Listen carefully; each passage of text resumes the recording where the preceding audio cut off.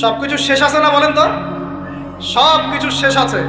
যখন ঘরে ঘরে কোরআনওয়ালা মানুষ তৈরি হবে না, আল্লাহর জমিনে আল্লাহর দিন এমনি প্রতিষ্ঠা হয়ে যাবে ইনশাআল্লাহ। বাতিল কোন দিক পালিয়ে যাবে ঠিক নাই। সবকিছু শেষ আছে না বলেন তো? সবকিছু শেষ আছে। নমরুদ আছে না নাই? দুনিয়াতে আছে। মানুষ তার নামও স্মরণ করে। যখন সে দুনিয়া ছিল মনে হচ্ছিল দুনিয়াটাই তার। তখন মনে হচ্ছিল কি দুনিয়াটাই নমরুদের। ফেরাউন দুনিয়া আছে না নাই? আছে। তার নামও কি মানুষ স্মরণ করে? যখন ফেরাউনের রাজত্ব ছিল, যুগ ছিল, তখন মনে হতো যে পুরো দুনিয়াটাই ও। কথা বুঝতে পারছেন না? এরকম প্রত্যেক যুগে যুগে। আজ জাতির নাম শুনেছেন? আজ জাতি এই তাল গাছের সমান লম্বা চওড়া ছিল এক একজন। বিশ্বাস করছেন না? তাল গাছের সমান লম্বা চওড়া ছিল এবং পাহাড় কেটে কেটে তারা বাড়িঘর নির্মাণ করত। তাদের কাছে আল্লাহ পাক নবী হিসেবে পাঠিয়েছিলেন হুদ আলাইহিস সালামকে। কোন নবী? সূরা হুদ পড়ে দেখবেন। আপনি যদি কবিতা, সাহিত্য, ছন্দ এগুলো পছন্দ করেন তাহলে সূরা হুদ আপনার জন্য। সুবহানাল্লাহ। আপনি যদি কবিতা, সাহিত্য, ছন্দ, বালাগাত পছন্দ করেন, সূরা আর রহমান আপনার জন্য, সূরা হুদ আপনার জন্য, সূরা শুআরা এগুলো আপনার জন্য।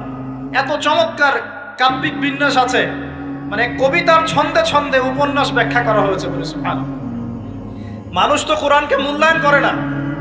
আমি লাস্ট জুমার খুতবার একটা লেকচারে বলেছিলাম, সূরা ইউসুফ, এই যে এখন সারা বিশ্বে অর্থনীতি নিয়ে যে কত কথা হচ্ছে, অর্থনৈতিক সংকট, এটা সেটা বলা হচ্ছে না, সবার ঘরে ঘরে এগুলো আলোচনা হয় তো মাশাআল্লাহ। আপনি বিশ্বাস করেন সূরা ইউসুফের মাত্র 4টা আয়াতের মধ্যে আল্লাহ পাক এই পুরো বিশ্বের অর্থনৈতিক সমস্যার সমাধান দিয়ে দিয়েছেন। বলে দেব কি সমাধান? পরে বলছি। আগে আপনাদের এই পয়েন্টটা শেষ করি। ঘরে ঘরে কোরআনওয়ালা মানুষ তৈরি হবে তো ইনশাআল্লাহ। আল্লাহ কবুল করুন, বলি আমিন। কোরআনের এই বিশেষ সূরাগুলো মুখস্থ করতে পারবো তো ইনশাআল্লাহ ভাই? এগুলো নিয়মিত চর্চা করলে আপনাকে দুষ্ট জিন, জাদু, বদনজর এগুলো গ্রাস করবে না ইনশাআল্লাহ। আরেকটা বইয়ের নাম বলে দেই, বই কিনবেন। আমি যে প্রত্যেকটা লেকচারে একটা একটা করে 2টা করে বইয়ের নাম বলি, বইগুলো কিনবেন আল্লাহর রাস্তায়। আজকে শুধু একটা বইয়ের নাম বলবো না, আজকে আমি এমন একজন রাইটারের নাম বলে দিব যে রাইটারের সবগুলো বই বাসায় কিনবেন আপনারা ইনশাআল্লাহ। যদি আপনি এই রাইটারের, এই আলেমের সবগুলো বই বাসায় রাখতে পারেন এবং চর্চা করতে পারেন, ইনশাআল্লাহ আপনি সিরাতুল মুস্তাকিমেই থাকবেন ইনশাআল্লাহ। আমি আপনার জিম্মেদার হচ্ছি ইনশাআল্লাহ। যদি আপনি পথভ্রষ্ট না হয়ে যান, এই বইগুলোতে এত চমৎকার করে গাইডলাইন দেয়া আছে, আপনি ইনশাআল্লাহ সঠিক পথেই থাকবেন। নামটা বলে দিব। সবার প্রিয় আলেম, পুরো বিশ্বের, শুধু বাংলাদেশের নয়, অন্যতম একজন প্রিয় আলেম, বিদগ্ধ আলেমে দ্বীন আল্লামা মুফতি তাকি উসমানী দামাত বারাকাতুহু। নাম শুনেছেন? এই নামটা শুনেছেন? আচ্ছা, তার অনেক বই আছে, প্রায় 200, 300, 400। সবগুলা বই বাসায় কিনবেন ইনশাআল্লাহ। ইবাদত নিয়ে বই আছে, মুআমালাত নিয়ে বই আছে, তাসাউফ নিয়ে বই আছে, জিকির নিয়ে বই আছে, অর্থনীতি নিয়ে বই আছে, ওয়ার্ল্ড অ্যাফেয়ার্স নিয়ে বই আছে, প্রতিটা সাবজেক্ট ধরে ধরে বই আছে। কোথায় পাবেন? এই তো অনলাইনে অনেক বুকশপ আছে না, এগুলোতে পাবেন। বাংলা বাজারে ঢাকায় পাবেন। এগুলো অনুবাদ হয়ে গেছে আলহামদুলিল্লাহ। এবং বাংলাদেশে অনেক স্টুডেন্ট আছে তার হাতে গড়া। তাদের ইলম, তাদের আমল, তাদের আখলাক দেখলে পরকালকে চেনা যায় মাশাআল্লাহ। বই কিনতে পারবেন তো একটু ইনশাআল্লাহ? আরে ভাই, ইউনিভার্সিটির ক্যান্টিনে বসলেই তো 100 টাকা শেষ হয় আপনার। আর ক্যান্টিনে যদি বোরখাওয়ালা কাউকে নিয়ে বসেন তাহলে তো শেষ। এখন সহি প্রেম করে মানুষ। এক ভাই প্রশ্ন করেছে সেদিন, কালকেই, যে সে দিনের পথে ফিরে এসেছে কিন্তু তার গার্লফ্রেন্ডকে ভুলতে পারে না। তো বলছে, ভাই তাকে দাওয়াত দেওয়ার খাতিরে হলেও কি ফোনে কথা বলা যাবে? কি উত্তর দিব বলেন? আপনি পবিত্র হতে যাচ্ছেন কিনা? পবিত্র হতে যাচ্ছেন, পবিত্র পথে আসতে যাচ্ছেন, তাহলে অপবিত্র পথে আবার কেন ফিরে যাবেন? এগুলো কি হালাল না হারাম?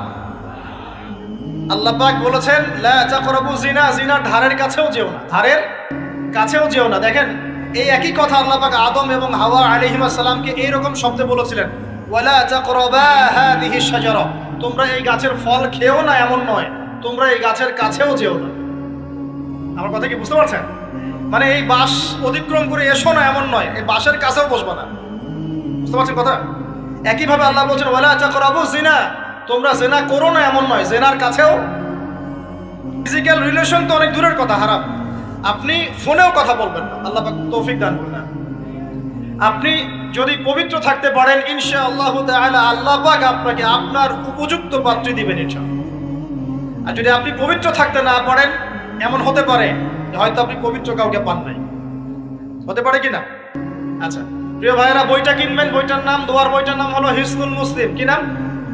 হিসনুল মুসলিম। যদি কিনতে না পারেন, ওই যে প্লে স্টোরে ঢোকেন, প্লে স্টোরে ঢুকে দেখবেন যে একটা অ্যাপস আছে হিসনুল মুসলিম। এখানে যতগুলো দোয়া আছে সবগুলো দোয়া আগামী 1 বছরের মধ্যে মুখস্থ করবেন। রাজি আছেন কিনা? আর এখানে সকাল সন্ধ্যায় পড়ার জন্য কিছু দোয়া আছে, সকাল সন্ধ্যায় পড়ার। এই দোয়াগুলো আল্লাহর ওয়াস্তে মুখস্থ করবেন, পারবেন ইনশাআল্লাহ? আল্লাহ তৌফিক দান করুন। আমি আর একটা আমল বলে দিব, তারপর সামনে যাব। সেটা হলো 5 ওয়াক্ত নামাজ তো পড়েন মাশাআল্লাহ, নাকি? কারা কারা নামাজ 5 ওয়াক্ত পড়েন হাত তোলেন দেখি। আলহামদুলিল্লাহ, মাশাআল্লাহ, হাত নামান। আর যারা নামাজ পড়েন না তাদেরকে আমি একটা হাদিস শোনাবো, একটা হাদিস শুনবেন। নবী সাল্লাল্লাহু আলাইহি ওয়াসাল্লাম বলেছেন, قال النبي صلى الله عليه وسلم بين العبد وبين الكفر والشرك ترك الصلاة। আল্লাহ পাকের বান্দা আর একজন কাফের মুশরিকের মধ্যে পার্থক্যই হচ্ছে নামাজ। আল্লাহ পাকের বান্দা মানে মুমিন মুসলিম এবং একজন কাফের মুশরিকের মধ্যে পার্থক্য কি? মান তারাকা সালাতান মুতাআম্মিদান ফাকাদ বারিয়াত মিন যিম্মাতিল্লাহ। কেউ যদি ইচ্ছাকৃতভাবে তার উপর ফরজ নামাজকে ছেড়ে দেয়, সে যেন আল্লাহ পাকের জিম্মেদারি থেকে মুক্ত হয়ে গেল। অন্য হাদিসে আছে মান তারাকা সালাতান মুতাআম্মিদান ফাকাদ কাফার। কেউ যদি ইচ্ছা করে নামাজ ছেড়ে দেয়, সে ব্যক্তি কুফরি করলো। বলি নাউজুবিল্লাহ। আমরা কি কুফরি করতে চাই নাকি ভাই? নামাজের কথা বলেছি, 5 ওয়াক্ত নামাজ কারা কারা পড়েন না হাত তোলেন এবার। আচ্ছা, লজ্জার কিছু নাই।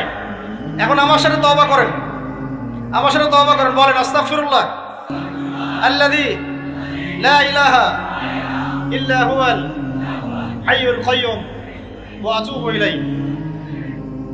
আল্লাহর কাছে সাক্ষী রেখে বলেন, আল্লাহ আমি জীবনে যত রাকাত নামাজ ছেড়ে দিয়েছি এর জন্য আমাকে মাফ করে দাও।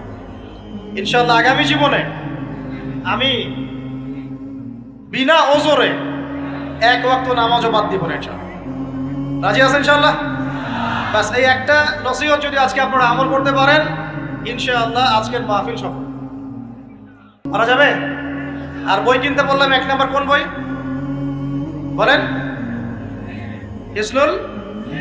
আর কোন আলেমের নাম বলেছে? আল্লামা, জোরে বলেন। তার অনেকগুলো বই আছে, কেনার চেষ্টা করবেন তো ইনশাআল্লাহ। আল্লাহ পাক তৌফিক এনায়েত করুন, বলি আমিন। তাহলে আমরা সূরা যারিয়াতের 56 নম্বর আয়াতে কি শিখেছি ভাই? আল্লাহ রাব্বুল আলামিন আমাদেরকে সৃষ্টি করেছেন কেন?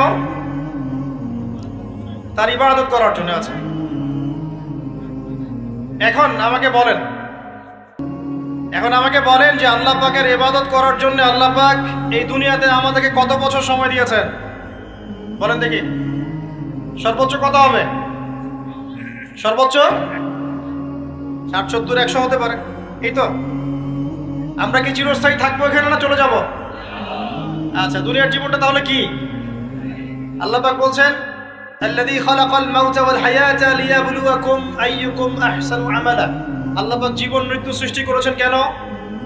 আল্লাহ পাক পরীক্ষা করার জন্য যে এই দুনিয়ার জীবনে আমলে কে শ্রেষ্ঠ, আমলে কে শ্রেষ্ঠ। দুনিয়ার জীবনে আসার উদ্দেশ্য পেয়েছি আল্লাহর ইবাদত করা, এখন পেলাম আল্লাহ জীবন মৃত্যু কেন সৃষ্টি করেছেন? আমলে পরীক্ষা করার জন্য যে কে শ্রেষ্ঠ হচ্ছে। আমাদের উদ্দেশ্য কি? আমাদের উদ্দেশ্য হচ্ছে পুলসিরাত পার হয়ে জান্নাতে যাওয়া। উদ্দেশ্য কি? পুলসিরাত পার হয়ে জান্নাতে যাওয়া। সূরা আলে ইমরানের 185 নম্বর আয়াতে আল্লাহ পাক বলেছেন, কুল্লু নাফসিন যায়িকাতুল মাউত। প্রত্যেকটা নফস মৃত্যুর স্বাদ গ্রহণ করবে। এরপর কিয়ামতের মাঠে তাদের আজর তাদেরকে পূর্ণ মাত্রায় বুঝিয়ে দেওয়া হবে। আল্লাহ পাক বলেন, ফামান যুহজিহা আনিন নারি ওয়া উদখিলাল জান্নাতা ফাকাদ ফাজ। ওই দিন যে ব্যক্তিকে জাহান্নাম থেকে বাঁচানো হবে এবং জান্নাতে প্রবেশ করানো হবে, সেই ব্যক্তি হচ্ছে সফল। কথা ঠিক কিনা? তাহলে উদ্দেশ্য পেলাম তো, আমাদের গন্তব্য পেলাম তো। আমাদের গন্তব্য কি তাহলে? জান্নাত। এখন এই দুনিয়ার জীবনে আমরা সর্বোচ্চ হয়তো 100 বছর বাঁচবো, আল্লাহ ভালো জানেন, তাই তো? এই দুনিয়ার জীবনের এই হায়াতের সবচেয়ে ইম্পর্টেন্ট টাইমটা কোনটা বলেন? সবচেয়ে ইম্পর্টেন্ট টাইম কোনটা? যৌবন কিনা? যৌবন কাকে বলে?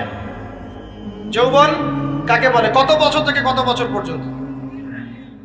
20 থেকে 40 বা 15 থেকে 40 বা 20 থেকে 50, এই তো? আচ্ছা, এই বয়সের মধ্যে কারা কারা আছেন? হাত তুলে দেখি। মাশাআল্লাহ, সবাই তো দেখে এই বয়স, হাত নামান। এখন এই বয়স সম্পর্কে আগে 2টা হাদিস শোনেন, আমার দিকে তাকান, তারপরে আমি বলছি অবস্থা কি, করণীয় কি।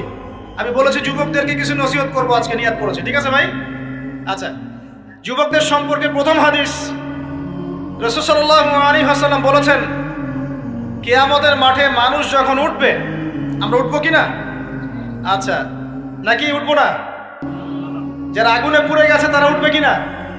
যারা পানিতে ডুবে গেছে, যাদের লাশও খুঁজে পাওয়া যায় নাই, উঠবে কিনা? উঠবে। আচ্ছা, যখন মানুষ উঠবে তখন তাকে 5টা প্রশ্ন করা হবে। কয়টা ভাই? এই 5টা প্রশ্নের আগে সে তার পা সামনেও ফেলতে পারবে না, পিছনেও ফেলতে পারবে না। আমরা কি একটু চিন্তা করতে পারছি কত ভয়ঙ্কর হবে বিষয়টা? এই সামান্য গরমে আমাদের অবস্থা খারাপ, সূর্য সেদিন সামনে নিচে, আর মানুষ উঠে দাঁড়িয়ে আছে, তাদেরকে 5টা প্রশ্ন করা হবে। যতক্ষণ পর্যন্ত প্রশ্নের উত্তর দিতে পারছে না, সামনেও যেতে পারবে না, পিছনেও আসতে পারবে না, পা নড়াতে পারবে না। 1, তোমার পুরো জীবনটা তুমি কোন কাজে ব্যয় করেছো? উত্তর কি রেডি আছে আমাদের কাছে? আমরা কি বলতে পারবো, হে আল্লাহ, আমরা আমাদের পুরো জীবন তোমার ইবাদত করে কাটিয়েছি? 2, তোমার যৌবন স্পেশালি তুমি কোন কাজে ব্যয় করেছো? তোমার যৌবন তুমি স্পেশালি কোন কাজে ব্যয় করেছো? যুবকরা কি উত্তর দেওয়ার জন্য প্রস্তুত আছে যে আমাদের যৌবন আমরা আল্লাহর পথে কাটিয়েছি? সবাই কি বলতে পারবো? 3 নাম্বার, তোমার রিজিকের উৎস কি ছিল? কোন পথে সম্পদ অর্জন করেছো? 4 নাম্বার, কোন পথে সম্পদ ব্যয় করেছো? কোন কোন খাতে সম্পদ ব্যয় করেছো? আমরা কি আমাদের আয় এবং ব্যয়ের হিসাব দেওয়ার জন্য প্রস্তুত? 5, তোমাকে আমি যে জ্ঞান দিয়েছিলাম সেই জ্ঞান অনুযায়ী আমল করেছো কিনা? আল্লাহ পাক আমাকে আপনাদের সবাইকে তৌফিক দান করুন, জানা অনুযায়ী আমল করার তৌফিক দান করুন। এই 5টা প্রশ্নের মধ্যে যৌবনকাল ইম্পর্টেন্ট কিনা ভাই? গুরুত্বপূর্ণ কিনা? মাথায় রাখি। সামনে একটা হাদিস শুনুন, রাসূল সাল্লাল্লাহু আলাইহি ওয়াসাল্লাম বলছেন যে এই কিয়ামতের মাঠেই 7 শ্রেণীর মানুষকে আল্লাহ পাক বিশেষ মেহমানদারির ব্যবস্থা করবেন, আরশের ছায়ায় ছায়া দিবেন ইনশাআল্লাহ। কোথায় ছায়া দিবেন? ওই দিন এই ছায়া ছাড়া অন্য কোনো ছায়া থাকবে না। নবী সাল্লাল্লাহু আলাইহি ওয়াসাল্লাম বলছেন তার মধ্যে প্রথম শ্রেণী হচ্ছে ইমামুন আদিল, ন্যায়পরায়ণ শাসক। ন্যায়পরায়ণ, আচ্ছা, ন্যায়পরায়ণ শাসকের একটা এক্সাম্পল দেই। মক্কার জাহেলি যুগে সাহাবীরা ঈমান নিয়ে এসেছেন, বাস তাদের উপর নির্মম নির্যাতন শুরু হয়ে গেছে, আবু জেহেল, আবু লাহাব, উতবা, শায়বা। তখন সাহাবীরা আল্লাহ রাসূলের কাছে এসে বলছেন, ইয়া রাসূলুল্লাহ, আপনি একটু বদদোয়া করেন, তাদের উপর বদদোয়া করেন, আমরা তো আর পারছি না। নবী সাল্লাল্লাহু আলাইহি ওয়াসাল্লাম বললেন, তোমরা মক্কা থেকে হিজরত করে হাবাসায় চলে যাও। কোথায়? হাবাসা। হাবাসা মানে হচ্ছে আবিসিনিয়া। আবিসিনিয়া মানে এখনকার ইথিওপিয়া, ইরিত্রিয়া। নাম শুনেছেন কি? বিশেষ কোচিং তো করছেন অনেকে। আফ্রিকা মহাদেশের একটা ছোট্ট দেশ ইরিত্রিয়া, ওখানে চলে যাও। তখন বলেছিলেন তিনি হাবাসায় চলে যাও। সাহাবীরা জিজ্ঞাসা করছেন হাবাসায় কেন? নবী সাল্লাল্লাহু আলাইহি ওয়াসাল্লাম বলছেন সেখানে একজন খ্রিস্টান ন্যায়পরায়ণ শাসক আছেন যার রাজ্যে কেউ জুলুমের শিকার হয় না। কি বললাম বলেন তো? হাবাসা কে আছেন? একজন মুসলিম না খ্রিস্টান?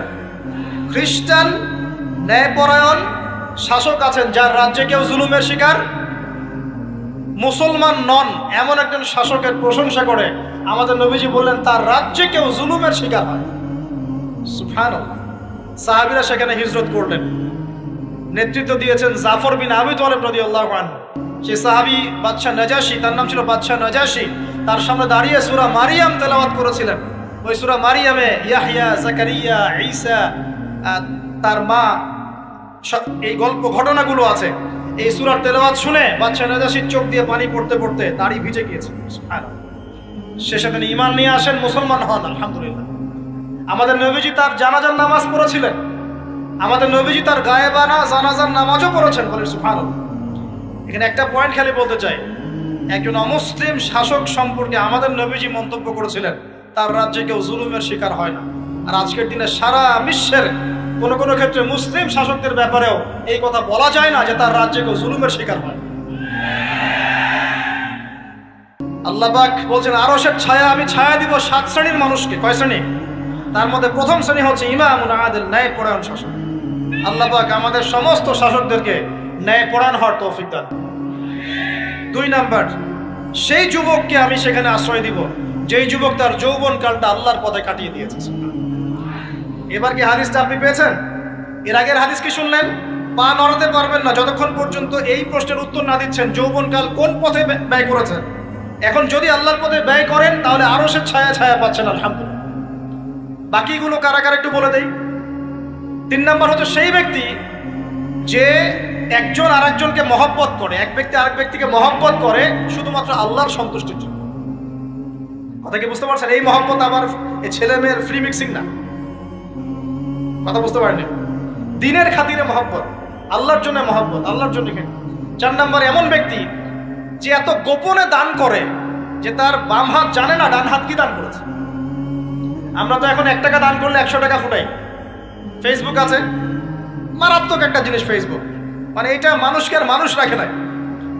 যে ব্যক্তি ফেসবুকে আসক্ত তার সাথে কথাবার্তা বলা, লেনদেন, চলাফেরা খুব ডিফিকাল্ট।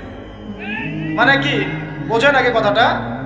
কেন ডিফিকাল্ট? কারণ সে এত বেশি আসক্ত এখানে যে পান থেকে চুন খসলে সে আপনাকে পাবলিকলি ধুয়ে রেখে দিবে। কিছু হইলে আপনাকে ফেসবুকে টেনে নিয়ে আসবে, ফেসবুকে সবাইকে বলবে উনি আমার সাথে এই কাজ করছেন। আপনি বলারও টাইম পাবেন না যে আপনি নির্দোষ। খুব মুশকিল না এগুলা? আল্লাহ মাফ করুক আমাদেরকে। এমন ভাবে দান করে যে বাম হাত জানে না ডান হাত কি দান করছে। 5 নাম্বার এমন ব্যক্তি যে এটা যুবক, এটাও যুবক, যাকে কোনো সুন্দরী নারী আহ্বান করছে জিনার জন্য, সুন্দরী উচ্চ বংশের নারী, যে আসো আমার সাথে জিনা করো। ওই ইউসুফ আলাইহিস সালামের মতো, মনে আছে?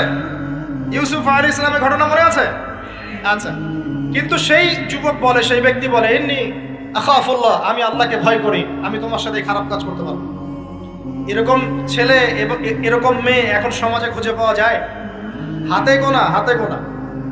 আপনি অনলাইন ঘাটাঘাটি করেন, গুগল করেন, ক্রস চেক করেন, দেখবেন বাংলাদেশের 25 বছরের কম বয়সী ছেলে আর মেয়েদের জেনার হার কত আপনি বের করে দেন। 25 বছরের কম যে যুব সমাজ আমাদের সামনে আছে তাদের মধ্যে কত % যুবক এখন পর্যন্ত ফিজিক্যাল সম্পর্ক করেনি কারোর সাথে, আপনি খুঁজে বের করতে পারবেন। শুধু ছেলেদের ক্ষেত্রে এটা নয়, মেয়েদের ক্ষেত্রেও আছে। এই যে অনার্স লাইফ পার করার আগেই বহু মেয়ে সতীত্ব নষ্ট করে ফেলছে, বহু ছেলে সতীত্ব নষ্ট করে ফেলছে। কথাগুলো কি রাগ করছেন? আমি আপনাদের ভাই এবং আমি আপনাদেরকে মহব্বত করি। আমরা জেনার পথে যাব না, আমরা হালাল সম্পর্ক থাকবো ইনশাআল্লাহ। যখন আপনি জেনায় চলে যাবেন আপনার কলব থেকে আল্লাহ নূর নষ্ট হয়ে যাবে। এটা এমন একটা পাপ যেটা করার পর মানুষ আল্লাহর সামনে মাথা তুলে দাঁড়াতে পারে না, লজ্জায় চোখ নেমে যায়, ইবাদতে স্বাদ পায় না। যখন হারাম সম্পর্কে, ফ্রি মিক্সিং, এগুলোতে মানুষ থাকে, ইবাদতে মানুষ স্বাদ পায় না। দিনের পর দিন ইবাদত করে মনোযোগ আসে না, মন লাগে না, চোখ দিয়ে একটু পানি বের হয় না, আল্লাহর জন্য কাঁদতে পারে না, কারণ মনের মধ্যে তো নূর নাই। আর যখন একটা মেয়ে বেপরদায় থাকে, অনেক ইবাদত করলেও তার এই বেপরদায় থাকার কারণে সমাজের বহু মানুষের চোখের জেনা হয়ে যায়। এতে করে ওই সব মানুষের পাপের ফল এই মেয়েটাকে ভোগ করতে হয় এবং মানুষের চোখের বদনজর লাগে, ওই মেয়ে অসুস্থ হয়ে পড়ে মানসিকভাবে, শারীরিকভাবে। আমি আমাদের যুবক ভাই এবং যুবক বোনদেরকে রিকোয়েস্ট করব, আল্লাহর ওয়াস্তে চরিত্রটাকে পবিত্র রাখার চেষ্টা করুন। আল্লাহ পাক তৌফিক দান করুন। এই যুবককে আল্লাহ পাক আরশের ছায়া ছায়া দিবেন যে একটা মেয়েকে পেয়েও আল্লাহর ভয় তাকে ভোগ করে নাই। আল্লাহ পাক এরকম যুবক ঘরে ঘরে তৈরি করুন। তাহলে কি করবেন ভাই? হালাল উপার্জনের ব্যবস্থা করবেন, ব্যাস সরাসরি বিয়ে করে ফেলবেন। পরিবারকে বোঝানোর চেষ্টা করবেন, না বুঝলে আন্দোলন শুরু করবেন যে আমি জেনা করতে চাই না, আমি বিয়ে করতে চাই, বিয়ে আমার দেওয়ানি লাগবে, এইরকম। ব্যাস তারপর দেখবেন বাপ মা কেমন করে বিয়ে না দেয়। আল্লাহ সাহায্য করবে ইনশাআল্লাহ। আল্লাহ আমাদের যুবক ভাইদেরকে চরিত্র হেফাজত করার স্বার্থে বিয়েকে সহজ করে দিন। আমি আবার কাউরে নিয়ে পালায় যায় না, ওই কাজ করতে যায় না কিন্তু আবার, ঠিক আছে?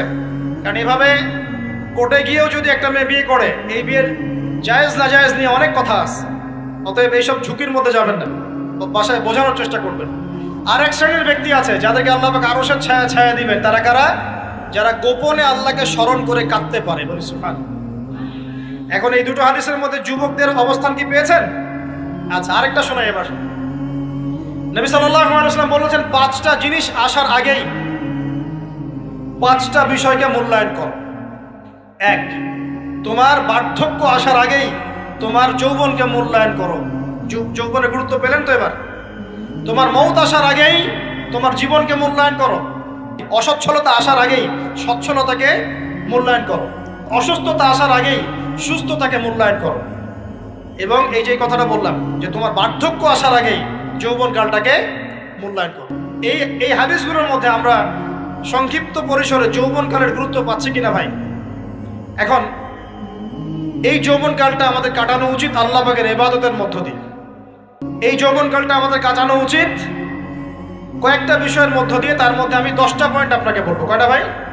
10টা। 1, এই যৌবনকালে সবার আগে আমাদের কর্তব্য হচ্ছে দ্বীনের ইলম অর্জন করা। কি করা ভাই? দ্বীনের ইলম অর্জন বলতে আমি কি বোঝাচ্ছি? দ্বীনি ইলম অর্জন বলতে আপনাকে আমি বোঝাচ্ছি যে কমপক্ষে কোরআনটুকু তেলাওয়াত করতে শিখুন, হাদিসগুলো পড়তে শিখুন, ইসলামী বইপত্র পড়াশোনা করুন, পাশাপাশি জেনারেল সাবজেক্টগুলো পড়াশোনা করুন। এদিকে আপনি এগিয়ে যান, এদিকেও এগিয়ে যান, দুই দিকে আগাতে থাকেন। এর পাশাপাশি বরেণ্য ওলামায়ে কেরামদের সোহবতে থাকার চেষ্টা করেন। যারা রিনাউন্ড এবং বরেণ্য ওলামায়ে কেরাম, তাদের সোহবতে থাকার চেষ্টা করেন। ইলম অর্জনের অনেক ধাপ আছে। শুরু করেন কোরআন তেলাওয়াত দিয়ে, তারপরে আস্তে আস্তে হাদিসে যান, কোরআনের তাফসিরে যান, ইতিহাস পড়েন, ইসলামের ইতিহাস পড়েন, ইসলামিক অর্থনীতি পড়েন, রাসূলের জীবনী সিরাত পড়ে দেখেন, ইসলামিক ফিকহের বইগুলো পড়ে দেখেন। আস্তে আস্তে গ্র্যাজুয়ালি আপনি সামনে যান। এই সিলেবাসটা আপনি কোত্থেকে পাবেন? এই সিলেবাসটা দেখবেন প্রত্যেক জেলায় জেলায় বরেণ্য কওমি ওলামায়ে কেরাম আছেন না, তাদের সাথে পরামর্শ করবেন, আপনাকে সুন্দর সিলেবাস করে দেবে ইনশাআল্লাহ। এইভাবে আপনি পড়াশোনা করবেন এবং ওস্তাদের সাথে থেকে পড়াশোনা করবেন। একা একা সবকিছু করা যায়? একা একা সবকিছু করা যায় না। একটা সিলসিলা লাগে, একটা ওস্তাদের সোহবত লাগে নাকি? একা একা কি কোরআন সুন্নাহ সব বুঝে ফেলতে পারবেন আপনি? তাই মনে হয়? কখনোই না। অতএব বরেণ্য আলেমদের সোহবতও লাগবে, আবার আপনার চেষ্টাও লাগবে। আল্লাহ পাক তৌফিক দান করুন। এই যৌবনকালের প্রথম কাজ কি ভাই? ইলম অর্জন করা। 2 নম্বর, এই যৌবনকালে আমরা যে পরিমাণ ফিজিক্যালি ফিট থাকি, শরীরে শক্তি থাকে, উদ্যম থাকে, আমাদের বয়সটা 40-50 হয়ে গেলে সেটা থাকবে না। থাকবে? অতএব এই যৌবনকালে বেশি বেশি ইবাদত করতে থাকেন। আল্লাহ পাক তৌফিক দান। এই যৌবনকালে 5 ওয়াক্ত নামাজ তো পড়বেনই, এর পাশাপাশি নফল নামাজগুলো পড়ার চেষ্টা করুন। এর পাশাপাশি আপনি চেষ্টা করবেন তাহাজ্জুদের ওয়াক্তে একটু নামাজ পড়ার জন্য, কমপক্ষে 2 রাকাত, কমপক্ষে 2 রাকাত, অ্যাটলিস্ট 2 রাকাত নামাজ তাহাজ্জুদের সময় পড়ার চেষ্টা করি। আল্লাহ আমাকে তৌফিক দেখ, আপনাদের সবাইকে তৌফিক দান। ওই সময় আপনি যে দোয়াই করবেন আল্লাহর কাছে কবুল হবে ইনশাআল্লাহ। যে দোয়াই করবেন আল্লাহ কবুল করবেন ইনশাআল্লাহ। যদি আপনার রিজিকটা কি হয়? হালাল হয়। হারাম রিজিক দিয়ে ইবাদত কবুল হয়? হারাম রিজিকের দোয়া কবুল হয়? কবুল হয় না। 3 নাম্বার, এই যৌবনকালে আমরা রাসূলের সুন্নতের উপর বেশি আমল করবো ইনশাআল্লাহ। করা যাবে ইনশাআল্লাহ? তাহলে নিয়াত করতে পারি যে ইনশাআল্লাহ চেহারাগুলো পরিবর্তন হবে। চেহারা পরিবর্তন মানে কি? হ্যাঁ, রাখা যাবে না? এখনো গজায় নাই। প্রত্যেক সপ্তাহে আপনাকে নবীর সুন্নতের উপর এরকম করে কুরবানি এবং জবাই করতে কে বলেছে? নবী সাল্লাল্লাহু আলাইহি ওয়াসাল্লামের সুন্নতকে জবাই করাটা কি ভালো কাজ? হ্যাঁ বলেন তো। আমরা তো এমন অনেক নাপিত ভাইদেরকে চিনি যারা এই ধরনের বক্তব্যগুলো শুনে আলহামদুলিল্লাহ জীবন পরিবর্তন করেছেন। তার দোকানে লিখে দিয়েছেন এখানে চুল কাটা হয়, দাড়ি শেভ করা হয় না। খুশি হন নাই? মুসলিমদের কথা বলছি, অমুসলিমদেরকে নিয়ে আমাদের চিন্তা নাই তো? চিন্তা আছে? একটা কথা মনে রাখবেন, একটু কথাটা মনের কান দিয়ে শোনেন। দাড়ি হচ্ছে একমাত্র ভিজিবল সুন্নত। দাড়ি হচ্ছে একমাত্র ভিজিবল সুন্নত। ভিজিবল মানে কি? যা দেখা যায়। দাড়ি একমাত্র ভিজিবল সুন্নত, দৃশ্যমান সুন্নত, যেটা নিয়ে আপনি আমি কবরে যাবো ইনশাআল্লাহ। আর কোন সাইন থেকে বোঝার বুদ্ধি নাই এই ব্যক্তি কত বড় মুসলিম, কত বড় সুন্নতের পাবন ছিল। খালি কপালের সেজদার দাগ আর চেহারার দাড়ি বাকি থাকবে। কথা বুঝতে পারছেন ভাই? নিয়াত করা যায় একটু দাড়ি ছেড়ে দিব, নাকি দাড়ি রাখলে চাকরি পাবেন না, দাড়ি রাখলে মেয়ে দিবে না নাকি? যে মেয়ে দাড়ি রাখলে বিয়ে করতে চায় না তাকে বিয়ে করারও দরকার নাই। আর দাড়ি রাখলে যে চাকরি আপনাকে ছাড়তে হয় ওই চাকরিও করার দরকার নেই। চাকরির মধ্যে সব রিজিক আপনার মনে হয়? রিজিকের সবচেয়ে বড় অংশ আছে কিসের মধ্যে? বিজনেসের মধ্যে। যারা বিজনেস করে তাদের আন্ডারেই লক্ষ লক্ষ মানুষ চাকরি করে। বাংলাদেশে যে ইকোনমিক সিস্টেম, এই ইকোনমিক সিস্টেমের মূলে কারা জানেন? ব্যবসায়ীরা। কারা? বড় বড় ব্যবসায়ীরা। এমন অনেক ব্যবসায়ী আছেন যাদের একজনের জাকাতের টাকা দিয়ে একটা গ্রামের মানুষকে খাওয়ানো যায়। বিশ্বাস করছেন? ইকোনমিক তো আমার সাবজেক্ট, আমরা পড়েছি এগুলো, পড়াশোনা করেন, দেখেন। বিজনেস, এরপরে আছে ক্রিয়েটিভ কোনো প্রজেক্ট, এমন কোনো প্রজেক্ট যেটা এখন পর্যন্ত কেউ লঞ্চ করে নাই। এখন অনলাইনে অনেকে আয় করেন না, আজকে থেকে 20 বছর আগে মানুষ এটা করেছিল। এখন অনেক মানুষ বাহির থেকে পড়াশোনা করে দেশে এসে এই যে ডেইরি প্রজেক্ট করছে, পোলট্রি করছে, নতুন নতুন অনেক প্রজেক্ট করছে না? কৃষিভিত্তিক অনেক কাজ করছে। তারা কি সচ্ছল না? আমি একজন ভাইয়ের কথা জানি, যিনি আলহামদুলিল্লাহ আল্লাহর এই অধম বান্দার ওয়াজ শুনে সুদের চাকরি ছেড়ে দিয়েছিলেন। চাকরি ছেড়ে দিয়ে তিনি চায়ের বিজনেস শুরু করেন, চায়ের বিজনেস। তো ইদানিং জানলাম তিনি এখন মানুষকে টাকা ধার দেন। মাশাআল্লাহ, তিনি এখন মানুষকে টাকা ধার দেন চায়ের ব্যবসা করেই। আর আমাকে তো এখনো মানুষের কাছে হাত পাততে হচ্ছে। কথা বুঝতে পারেন নাই? আল্লাহ পাক তাকে সুদ ছেড়ে দেওয়ার জন্য সচ্ছল করে দিয়েছেন। এই ওসিলা দিয়েই তিনি সচ্ছল হয়েছেন আলহামদুলিল্লাহ। রিজিক কার হাতে? এটা বিশ্বাস করেন, রিজিক আল্লাহর হাতেই। আল্লাহ পাক চাইলে আপনাকে বেহিসাব রিজিক দিবেন ইনশাআল্লাহ। অতএব সুন্নতকে বিসর্জন দিয়ে নয়, সুন্নতে থাকেন, আল্লাহ পথ খুলে দিবেন ইনশাআল্লাহ। আল্লাহ পাক তৌফিক দান করুন। যুবক ভাইদেরকে বলছিলাম, তাহলে প্রথম কাজ আমাদের ইলম অর্জন করা, তারপরে কি ভাই? নামাজের পাবন্দ হওয়া, আর নামাজ ফরজের পাশাপাশি নফলগুলোও চর্চা করা। 3 নম্বর বলেছি রাসূলের সুন্নতের উপর একদম ইস্তেকামা, দৃঢ়ভাবে আমল করা। আর সুন্নত শিখতে হলেই তো 3 দিনের জন্য বেরিয়ে যান, 7 দিনের জন্য, 40 দিনের জন্য বেরিয়ে যান। সুন্নত শিখিয়ে আপনাকে বাসায় পাঠাই দেবে ইনশাআল্লাহ। পড়াবে না? অনেক মানুষ মনে করে যে তাদের ওখানে গেলে আমার আকীদা নষ্ট হয়ে যাবে, হ্যাঁ তাই না? তারা বিভ্রান্ত, হ্যাঁ নাউজুবিল্লাহ। স্বপ্নে পাওয়া ধর্ম, অনেকে টিটকারি মারে, স্বপ্নে পাওয়া ধর্ম। এইসব ব্যাঙ্গের ছাতার মতো আদর্শের দিকে মুখ ফিরাবেন না। মাকবুল জামা, যেগুলো মাকবুল জামা, ক্লাসিক্যাল ইসলামের মধ্যে থাকেন, আপনি বিভ্রান্ত হবেন না। তারা আপনাকে কখনো খারাপ কাজে আদেশ করেছে? কত চোর ডাকাত মদখোর মানুষ সেখানে গিয়ে 5 ওয়াক্ত নামাজি হয়ে গেছে, সুদের ব্যবসা ছেড়ে দিয়েছে, মাদক ছেড়ে দিয়েছে, আল্লাহর ওলি হয়ে গেছে আলহামদুলিল্লাহ। তো আপনাকে তারা সুন্নত শিখিয়ে বাসায় পাঠিয়ে দিবে। এছাড়া আপনি অন্যভাবে শিখতে চলে শিখবেন, সমস্যা কি? যদি মাদ্রাসায় পড়ার তৌফিক থাকে তাহলে পড়বেন। সবাই কি মাদ্রাসায় পড়ার তৌফিক পাবে? পাবে না। নিঃসন্দেহে কিছু মানুষ তৌফিক পাবে, কিছু মানুষ হয়তো পাবে না। যারা পাবে না তারা দিন শিখবে কিভাবে? এভাবেই তো শিখবে। সুন্নতের উপর আমল করতে হবে, এটা সবচেয়ে বড় কথা। আল্লাহ পাক আমাদের সবাইকে সুন্নাহর উপর আমল করে তৌফিক দান করুন। 4 নম্বর ভাই, যৌবনকালে আমরা আমাদের সময়গুলোকে মূল্যায়ন করবো ইনশাআল্লাহ। কথা বুঝতে পারছি ভাই? সময় মূল্যায়ন কেমন? আপনার দিন রাতের একটা রুটিন থাকবে, এলোমেলো লাইফ লিড করবেন না। এই যে আমরা, আল্লাহ মাফ করুক, আমরা এখন 3টায় 2টায় 4টায় ঘুমাই, 12টা 1টা 2টায় উঠি, নাউজুবিল্লাহ। এতে করে কি আমাদের রুটিন লাইফটা ঠিক আছে? আমাদের খাওয়ার ঠিক নাই, আমাদের ঘুমের ঠিক নাই, আমাদের মানে খাবারের যে অভ্যাস, খাদ্যাভ্যাসও ঠিক নাই। আমরা একটু খেলাধুলা আগে করতাম, সেটাও এখন করি না। সারাদিন ফোন নিয়ে বসে থাকি, আর এই যে ইউটিউব ফেসবুকে বসে থাকি। গোল হয়ে বসে লুডো খেলে, গোল হয়ে কি করে? লুডো খেলে, অনলাইনে গেমস খেলে, অনলাইনে পাবজি খেলে, ফ্রি ফায়ার খেলে। আগে তো তাও ছেলে পেলে একটু ফুটবল খেলতো, ক্রিকেট খেলতো, আমরাও তো খেলেছি। ওই সময় তাও আলহামদুলিল্লাহ আমাদের ফিজিক্যাল ফিটনেস অনেক ভালো ছিল। এখন ওগুলো বাদ দিয়ে যে মানুষ পর্নোগ্রাফি দেখছে, লুডো খেলছে, পাবজি খেলছে, ফ্রি ফায়ার খেলছে, সারাদিন অনলাইনে বসে অথর্বর মধ্যে বসে আছে, এটা কি ভালো হচ্ছে? এজন্য অ্যাটলিস্ট ফজরের নামাজ পড়ে জিকির আজগার করে পড়াশোনা করে আধা ঘন্টা 1 ঘন্টা একটু খেলাধুলা করলে কি সমস্যা? একটু ফুটবল খেলেন, দৌড়াদৌড়ি করেন, জগিং করেন, একটু ব্যায়াম করেন। আল্লাহ পাক আপনাদের যৌবনে বরকত দান করুন, আমিন। এই কাজগুলো করতে হবে কিনা? ভালো না খারাপ? করেন। তাহলে বুঝতে হবে ইব্রাহিমের পথে যারা চলবে, মুহাম্মদ সাল্লাল্লাহু আলাইহি ওয়াসাল্লামের আদর্শে যারা চলবে, তাদের মতোই তাদের উপর বালা মুসিবত বিপদ আপদ আসতে পারে না আসলে আলহামদুলিল্লাহ, না আসলে আলহামদুলিল্লাহ। কেন বললাম? আল্লাহ পাক চাইলে মুসলিমদেরকে শক্তিশালীও করতে পারে। যেমন সুলাইমান আলাইহিস সালামের যুগে মুসলিমরা শক্তিশালী ছিল, দাউদ আলাইহিস সালামের যুগে মুসলিমরা কি ছিল? শক্তিশালী ছিল। উমর ইবনে খাত্তাবের যুগে মুসলিমরা শক্তিশালী ছিল। আল্লাহ পাক চাইলে ওই রকম করেও নিয়ামত দিতে পারেন, আবার এভাবে পরীক্ষা নিতে পারেন। দুটো রাস্তাই হতে পারে। তো বেশিরভাগ ক্ষেত্রে যা হয়েছে পরীক্ষা এসেছে। এখন সমাজ বাধা দিল ইব্রাহিম আলাইহিস সালামকে, একই বাধা মুহাম্মদ সাল্লাল্লাহু আলাইহি ওয়াসাল্লামকেও দেয়া হয়েছে। তাকে গালি খেতে হয়েছে, এই যে পিঠের উপরে উটের নাড়ি ভুঁড়ি চাপিয়ে দেওয়া হয়েছে, তার গলায় চাদর দিয়ে ফাঁস দেওয়ার চেষ্টা করা হয়েছে, উহুদের মাঠে তার দাঁত শহীদ হয়েছে।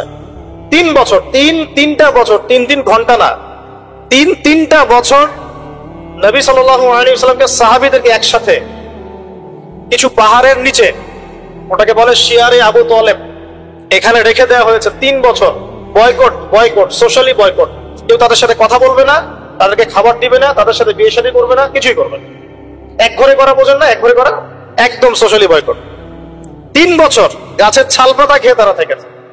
রাসূলুল্লাহ সাল্লাল্লাহু আলাইহি ওয়াসাল্লাম এবং ইব্রাহিম আলাইহিস সালাম দুজনের মধ্যে অসাধারণ, অনন্য সাধারণ কিছু মিল আছে। প্রথম কথা হচ্ছে নবী সাল্লাল্লাহু আলাইহি ওয়াসাল্লাম তিনি হচ্ছেন সমস্ত নবীগণের সাইয়্যিদ। সুবহানাল্লাহ। মিরাজের রাতে নবী সাল্লাল্লাহু আলাইহি ওয়াসাল্লামকে প্রথমে নেওয়া হয়েছে কোথায়? সেখানে নবী সাল্লাল্লাহু আলাইহি ওয়াসাল্লাম নবীদের ইমামতি করেছেন। বলেন সুবহানাল্লাহ। নবীগণের ইমামকে মুহাম্মদ রাসূলুল্লাহ সাল্লাল্লাহু আলাইহি ওয়াসাল্লাম। আবার আমাদের নবীকে যেমন নবীগণের ইমাম বলা হয়, ইব্রাহিম আলাইহিস সালামকে বলা হয় নবীগণের পিতা, নবীগণের আবুল আম্বিয়া ওয়াল মুরসালিন। যত নবীগণ আছেন সমস্ত নবীর পিতাকে ইব্রাহিম আলাইহিস সালাম। মুসলিম জাতির পিতাকে, আর আমাদের আদি পিতা হচ্ছে আদম আলাইহিস সালাম। ইব্রাহিম আলাইহিস সালামের 2 স্ত্রী। কয় স্ত্রী? একজনের নাম হাজরা আলাইহাস সালাম, আরেকজনের নাম সারা আলাইহাস সালাম। সারা আলাইহাস সালামের গর্ভে জন্ম নিয়েছেন ইসহাক আলাইহিস সালাম, আর হাজরা আলাইহাস সালামের গর্ভে জন্ম নিয়েছেন ইসমাঈল আলাইহিস সালাম।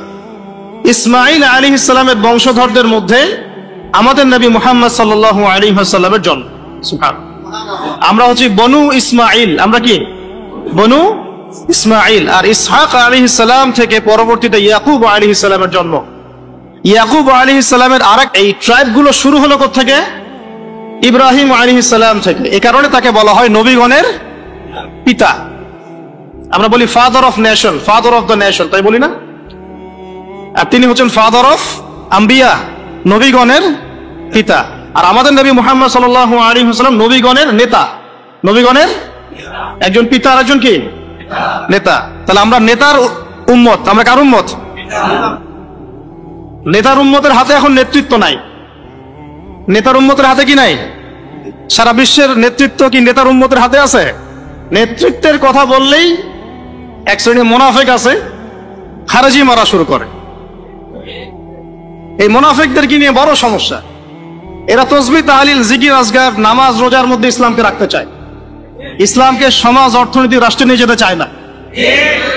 কেউ এদিকে নিয়ে যেতে না পারুক, যদি বলেও যে এটা ইসলামের অংশ, তাহলেই ওর অবস্থা খারাপ। নিয়ে যাওয়া তো অনেক দূরের কথা, এই রাস্তা তো অনেক কঠিন। খালি যদি বলে বা আকীদা লালন করে, তাহলেই তাকে আহলে সুন্নাহ ওয়াল জামাত থেকে বের করে রাখে।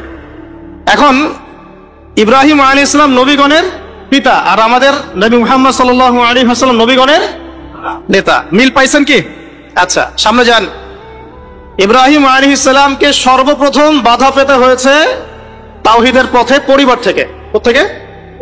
মনে আছে? বাবা বলল, বাবাকে তিনি দাওয়াত দিয়েছেন। আমি বিস্তারিত আলোচনা করেছি ঈদের আগের সেমিনারে, দেখে নিয়েন। সেখানে আমি পুরো রেফারেন্স ভিত্তিক আয়াতগুলো বলেছি, এখানে সময় পাবো না। সূরা মারিয়ামের মধ্যে আছে। সূরা কোন সূরা? সূরা মারিয়াম। বাসায় গিয়ে পড়ে দেখবেন। ইব্রাহিম আলাইহিস সালাম বলছেন যে, আব্বা আপনি কিসের ইবাদত করেন? শোনেও না, দেখেও না, উপকারও করতে পারে না, অপকারও করতে পারে না। তার বাবার নাম কি বলেন? আজার। কি নাম?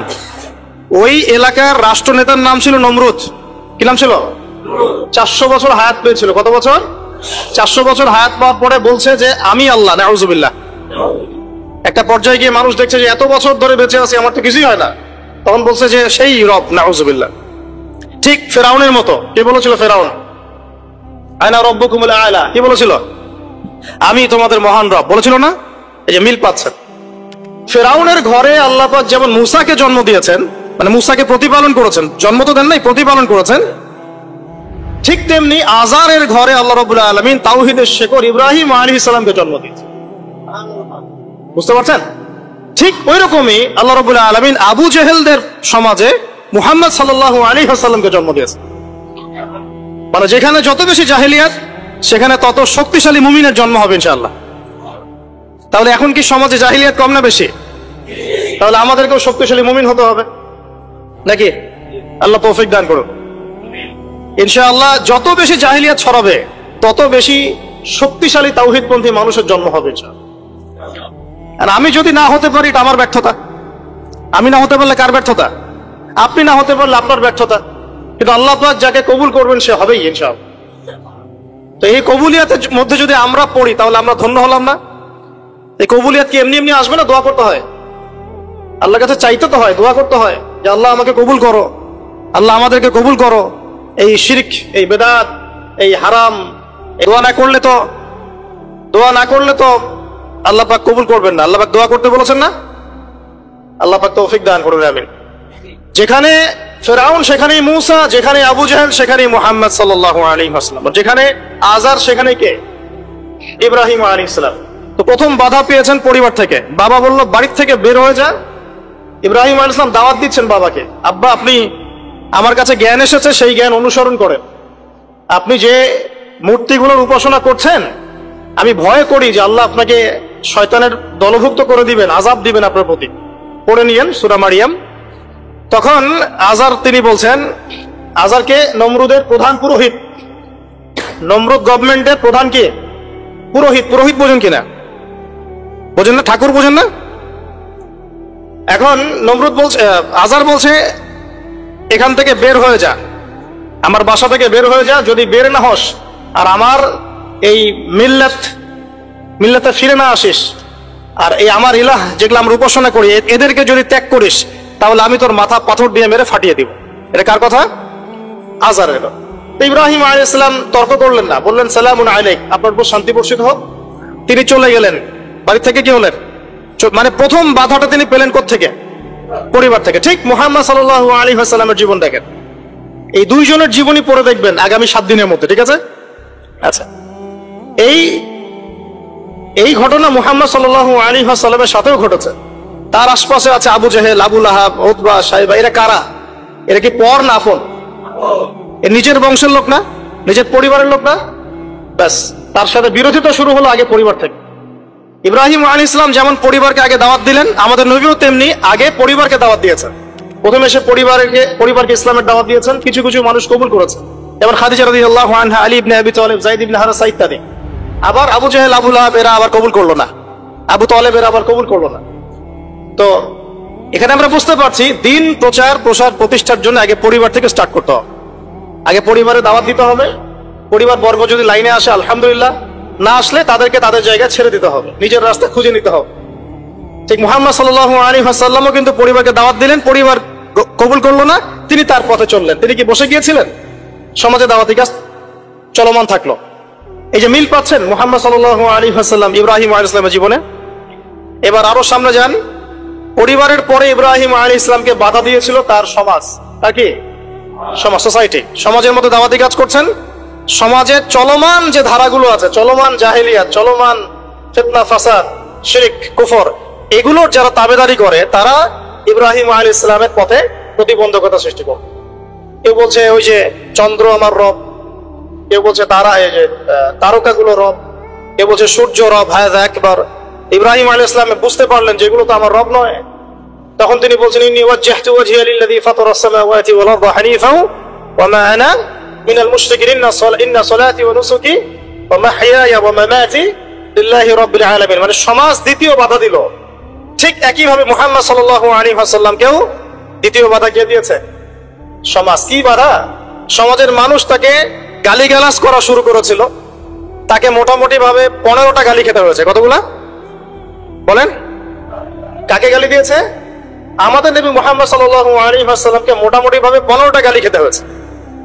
কাযযাব, মহামিথ্যাবাদী, সাহের, জাদুকর, তারপরে ফারিকুল জামাআ, ঐক্য বিনষ্টকারী, ঠিক আছে, তারপরে আরো অনেক, হ্যাঁ, মাজনুন, মাজনুন, পাগল, পাগল, মাজনুন মানে পাগল, এরকম অনেকগুলো, প্রায় 15টা আমি গুনে দেখেছি হিসাব করে। আর তাকে সারা জীবনে প্রায় 16 বার হত্যা করার চেষ্টা করা হচ্ছে। তাকে এখন যেটা আমি বলি যে ওই একটা সমাজে কথা প্রচলিত আছে যে ব্যক্তি খারাপ না হলে কি এমনি এমনি তার উপর জুলুম আসে? আমাদের এটা বলে না, লোক খারাপ না হলে কি এমনিই মানুষ তাকে খারাপ বলে? 10 জন যাকে খারাপ বলে সে তো খারাপ হবেই। মুহাম্মদ সাল্লাল্লাহু আলাইহি ওয়াসাল্লামকে 16 বার হত্যা করার চেষ্টা করা হয়েছে। এমনকি মক্কা বিজয়ের পরেও তাকে একবার হত্যা করার চেষ্টা করা হয়েছে। এখন আমরা যারা তাওহীদ মানে ধারণ করব, তাওহীদের আমল করব, তাওহীদের প্রচার করব, আমরা যদি মনে করি যে আমাদের এই পথটা খুব মসৃণ হবে, একদম রেড কার্পেট বিছানো থাকবে, এটা সবচেয়ে বড় ধোঁকা আপনার জীবনে। কখনোই এমন হবে না, কখনো এমন হয়ও নাই, কখনো এমন হবেও না। যদি হয় তাহলে বুঝতে হবে যে আপনি হকের পথে নাই। যদি আপনার আমার গায়ে একটা ফুলের টোকাও না পড়ে, বুঝতে হবে যে আসলে আমরা হকের পথে নাই, এটাই সত্য কথা, কেউ বলুক আর না বলুক। এই যে ইমাম ইবনে তাইমিয়া রাহিমাহুল্লাহর কথা আমরা বলি, নাম শুনেছেন কিনা? তার উপর যে পরিমাণ নির্যাতন এসেছে এটা আপনি কল্পনা করতে পারবেন না। আর আজকে আমি তারই আকীদা, তার আদর্শের কথা বলছি সমাজে, বাট আমার গায়ে একটা ফুলের টোকাও পড়ে না। তাহলে কোনটা প্রকৃত আর কোনটা কথিত বুঝতে হবে। আবু হানিফা রাহিমাহুল্লাহ বরেণ্য ইমামদের 4 জনের একজন। তার তো টাকা পয়সার অভাব ছিল না, খ্যাতির অভাব ছিল না, নিজের টাকা পয়সা খরচ করে বোর্ড গঠন করেছেন, ফতোয়া বিভাগ, অসামান্য খেদমত ইসলামের জন্য। তারপরও শেষ বয়সে তাকে জেলখানায় বিষ প্রয়োগে হত্যা করা হয়েছে।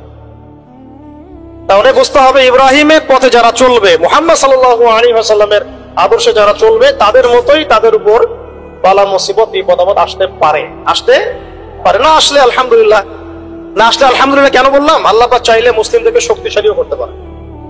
যেমন সুলাইমান আলাইহিস সালামের যুগে মুসলিমরা শক্তিশালী ছিল, দাউদ আলাইহিস সালামের যুগে মুসলিমরা কি ছিল? শক্তিশালী ছিল। উমর ইবনে খাত্তাবের যুগে মুসলিমরা শক্তিশালী ছিল। আল্লাহ পাক চাইলে ওই রকম করেও নিয়ামত দিতে পারেন, আবার এভাবে পরীক্ষা নিতে পারেন। দুটো রাস্তাই হতে পারে। তো বেশিরভাগ ক্ষেত্রে যা হয়েছে পরীক্ষা এসেছে। এখন সমাজ বাধা দিল ইব্রাহিম আলাইহিস সালামকে, একই বাধা মুহাম্মদ সাল্লাল্লাহু আলাইহি ওয়াসাল্লামকেও দেয়া হয়েছে। তাকে গালি খেতে হয়েছে, এই যে পিঠের উপরে উটের নাড়ি ভুঁড়ি চাপিয়ে দেওয়া হয়েছে, তার গলায় চাদর দিয়ে ফাঁস দেওয়ার চেষ্টা করা হয়েছে, উহুদের মাঠে তার দাঁত শহীদ হয়েছে। 3 বছর, তিনটা বছর, 3 ঘন্টা না, 3টা বছর নবী সাল্লাল্লাহু আলাইহি ওয়াসাল্লামকে সাহাবীদেরকে একসাথে কিছু পাহাড়ের নিচে, ওটাকে বলে শিয়ারে আবু তালেব, এখানে রেখে দেওয়া হয়েছে 3 বছর। Boycott, boycott, socially boycott. কেউ তাদের সাথে কথা বলবে না, তাদেরকে খাবার দিবে না, তাদের সাথে বিয়ে শাদী করবে না, কিছুই করবে না। এক ঘরে করা বোঝেন না, এক ঘরে করা, একদম সোশ্যালি বয়কট। 3 বছর গাছের ছাল পাতা খেয়ে তারা থেকেছে, 3 বছর।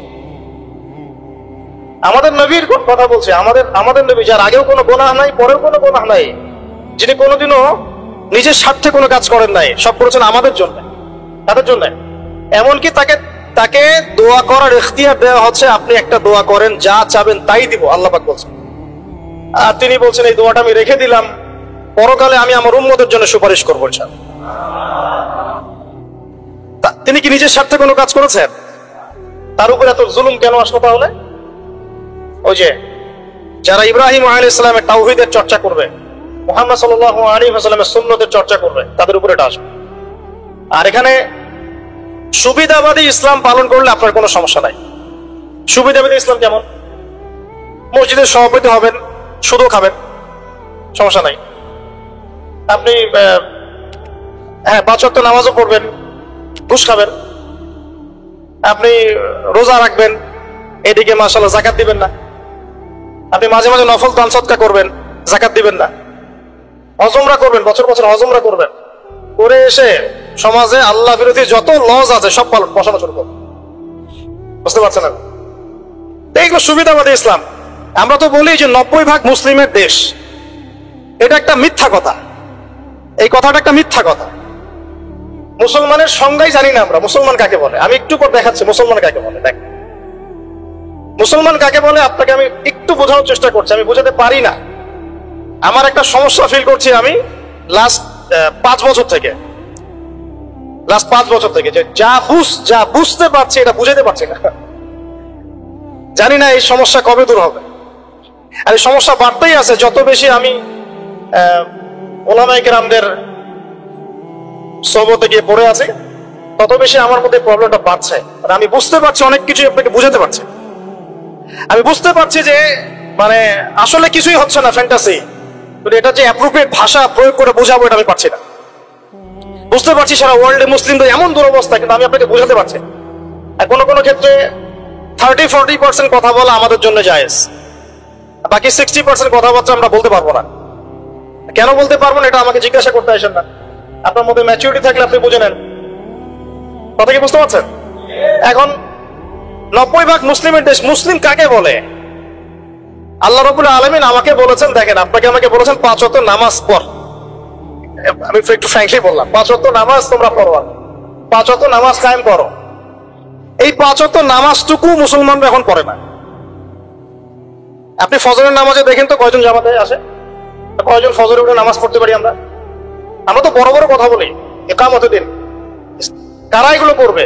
যারা পরীক্ষিত, তারা বদরে যুদ্ধ করবে। যারা পরীক্ষিত, মক্কা 13 বছর পরীক্ষা দিয়ে আসছে, তারা না বদরে যুদ্ধ করবে? আমি তো আকাশ থেকে টপাস করে একজন পরে বদরে যুদ্ধ করতে পারবেন না, পারবেন? একটা ট্রেনিং পিরিয়ড ছিল 13 বছর। কত বছর? 13 বছর নবী সাল্লাল্লাহু আলাইহি ওয়াসাল্লাম তাদেরকে প্রশিক্ষিত করে করে করে করে করে এই জায়গায়। প্রশিক্ষণটা কিসের প্রশিক্ষণ? তরওয়ালের, আধ্যাত্মিক প্রশিক্ষণ, ইমানের প্রশিক্ষণ। আপনাদের কি মনে হয় আবু সুফিয়ানের বাহিনী বেশি শক্তিশালী ছিল না বদরের বাহিনী বেশি শক্তিশালী ছিল? বাহ্যিক ভাবে ওদের বাহিনী বেশি শক্তিশালী ছিল, ওদের কাছে অস্ত্র বেশি ছিল, সৈন্য বেশি ছিল, ট্রেনিং বেশি ছিল, বড় বড় লড়াকু যোদ্ধা ওদের। আর এদিকে মিসকিন কিছু মানুষ, গায়ে গোস্ত নাই।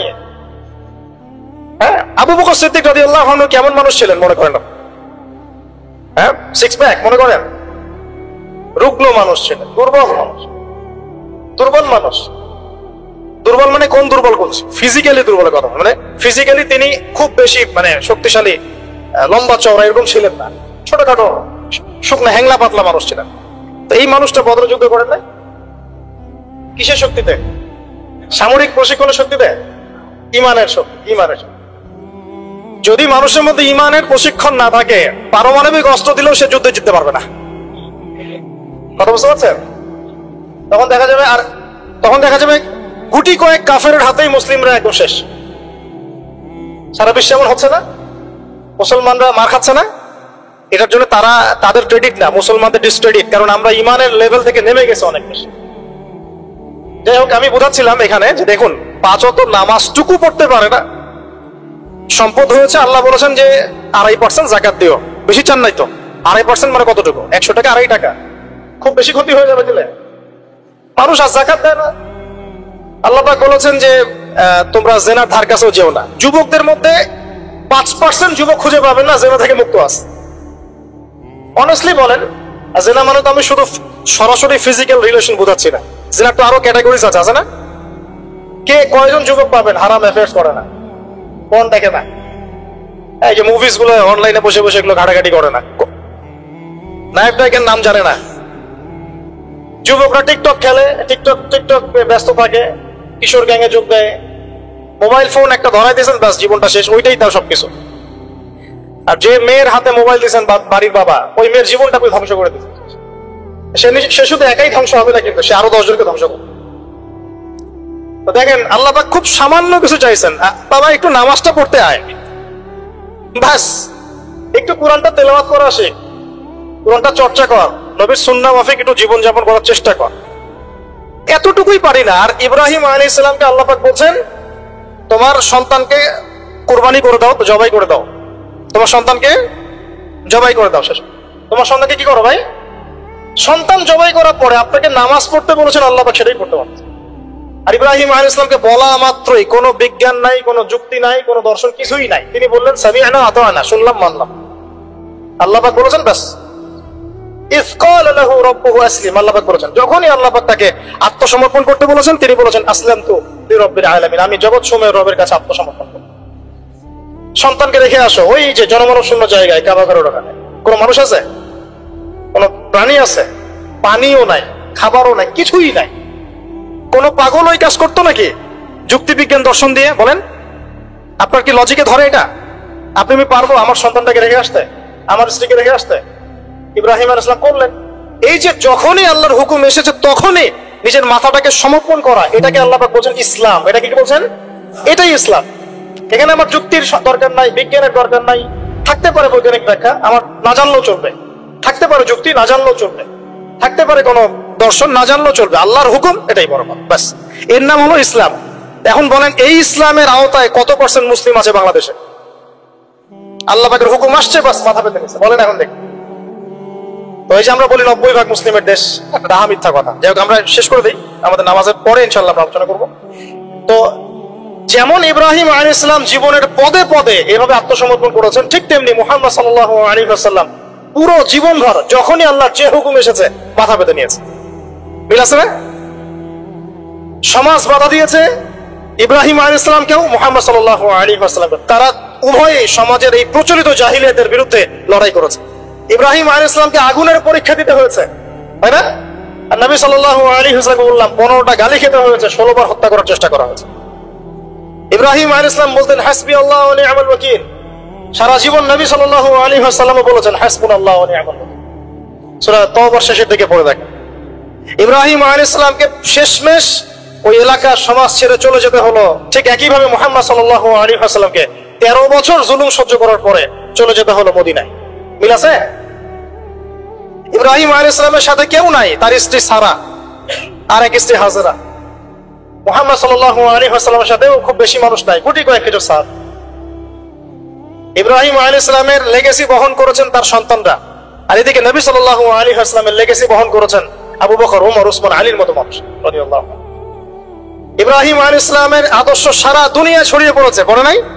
ঠিক মুহাম্মদ সাল্লাল্লাহু আলাইহি ওয়াসাল্লামের আদর্শ, তার দ্বীন দেখেন আজকে সারা বিশ্বের আনাচে কানাচে ছড়িয়ে গেছে। সবাই ইসলামকে স্বীকার তো করে, এটা আল্লাহর পক্ষ থেকে আসছে। কেউ হয়তো আত্মসমর্পণ করে, কেউ করে না। সারা দুনিয়ায়, সাইবেরিয়ার সেই ঠান্ডায় গেলে আপনি মুসলিম পাবেন, চীনে গেলে মুসলিম পাবেন, রাশিয়ায় গেলে মুসলিম পাবেন। শুধু আরবে সীমাবদ্ধ নাই, সারা দুনিয়ায় ছড়িয়ে গেছে।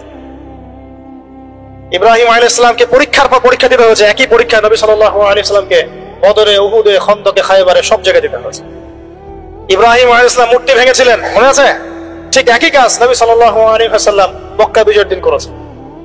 এই দুইজনের জীবনী খালি পড়ে দেখেন, আমি বলে শেষ করতে পারবো না, সময় নাই আমাদের হাতে। প্রত্যেক পদে পদে মিল আছে, প্রত্যেক পদে পদে। এই কারণেই হয়তো আমরা দরুদ ইব্রাহিম যখন পড়ি, আমরা অন্য কোন নবীর নাম নিচ্ছি না, আমাদের নবীর সাথে ইব্রাহিম আলাইহিস সালামের নাম নিচ্ছি। সুবহানাল্লাহ। হয়তো এই কারণেই আমাদের নবী সাল্লাল্লাহু আলাইহি ওয়াসাল্লাম যখন মেরাজে গিয়েছেন না, তিনি বলেছেন আমি মেরাজে গিয়ে দেখলাম 7ম আসমানের একজন ব্যক্তি বাইতুল মামুরের সাথে হেলান দিয়ে বসে আছেন। আমি বললাম উনি কে? জিবরাইল আলাইহিস সালাম বলে উনি হচ্ছেন আপনাদের ফাদার অফ দ্য নেশন, মানে মুসলিম জাতির পিতা। তিনি হচ্ছেন ইব্রাহিম আলাইহিস সালাম। ওখানে একটা কাবা ঘরের মতো ঘর আছে বাইতুল মামুর, ওখানে তাওয়াফ করে ফেরেশতারা। ঠিক আছে? নবী সাল্লাল্লাহু আলাইহি ওয়াসাল্লাম বলেন আমি সেদিন দেখেছি আমার চেহারা আর আমার বাবার চেহারা, মানে ইব্রাহিম আলাইহিস সালামের চেহারা একদম হুবহু মিল আছে। এই যে আমরা ঈদুল আজহা পালন করলাম প্রিয় ভাইরা, কুরবানি করলাম, এখানে তো পশুকে কুরবানি করছে। এখানে মানুষ মুসলিম পশুকে কুরবানি করছে না, এখানে একটা পশুকে কুরবানি করছে। যে কুরবানি করছে ও সুদখোর, যে কুরবানি করছে ও দুর্নীতিবাজ, যে কুরবানি করছে ও তাগুত, যে কুরবানি করছে মুনাফিক, যে কুরবানি করছে বেনামাজি, যে কুরবানি করছে যাকাত দেয় না, যে কুরবানি করছে সে আল্লাহ পাকের বিধিবিধানের 5 পয়সা তোয়াক্কা করে না। গোশত খাওয়ার জন্য সমাজের মানুষ কি বলবে? তাহলে এক পশু আর এক পশুকে কুরবানি করছে না? বরং এখানে তো যে জবাই হচ্ছে, যে ইসমাইলের ভূমিকা পালন করছে, এই পশুর চেয়ে অনেক ভালো, অবশ্যই ভালো। আল্লাহ পাক কি বলেছেন? উলাইকা কাল আনআম বাল হুম আদাল, বরং এরা পশুর চেয়েও নিকৃষ্ট। কারা? যাদেরকে চোখ দিয়েছে দেখে না, কান দিয়েছে শোনে না, অন্তর দিয়েছে উপলব্ধি করে না। আল্লাহ পাক আমাদেরকে এই পাশবিক চরিত্র থেকে হেফাজত করুন বলি আমি। পশুর চরিত্র কি? খাবে, ইস্তেনজা মানে টয়লেট করবে আর সহবাস করবে, এই তো পুরো বস্তুবাদী সভ্যতার এখন এই 3টাই উদ্দেশ্য। খাবে কিভাবে, কিভাবে টয়লেট করবে। এই জন্য টয়লেট করতে গিয়ে টাইলস ফিটিং টয়লেটস, পার্টিকুলার মেসিডিসি টয়লেটও বেশি। আর কিভাবে যৌন সম্পর্ক করবে। এই তিনটা জিনিস ছাড়া মানুষের এখন খুব একটা বেশি কাজ নাই। এগুলো পশুর স্বভাব। আর আল্লাহ আমাদেরকে কেন সৃষ্টি করেছেন? যাতে আমরা পুরো জীবনটা আল্লাহর ইবাদতে ঢেলে দেই। পুরো জীবনে আল্লাহর যে হুকুম সামনে আসবে আত্মসমর্পণ করি। আমরা ইসলামের সংজ্ঞা মনে হয় বুঝতে পেরেছি। যখন যে হুকুম আসবে তখন সেটা মাথা পেতে না। এই যে এখন জুমার নামাজের হুকুম, ব্যাস কোনো প্রশ্ন নেই, নামাজ পড়তে হবে, প্রশ্ন করার দরকার নাই। একটু পরে আসরের ওয়াক্ত হবে, আজান দিবে, আমাকে এখানে আসতে হবে। কেন আসতে হবে আমার জানার দরকার নাই, আল্লাহ বলেছেন তাই।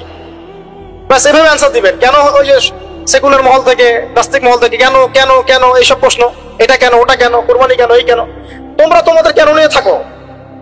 আমার উত্তর কেন? কারণ আল্লাহ এটা করতে বলেছেন তাই।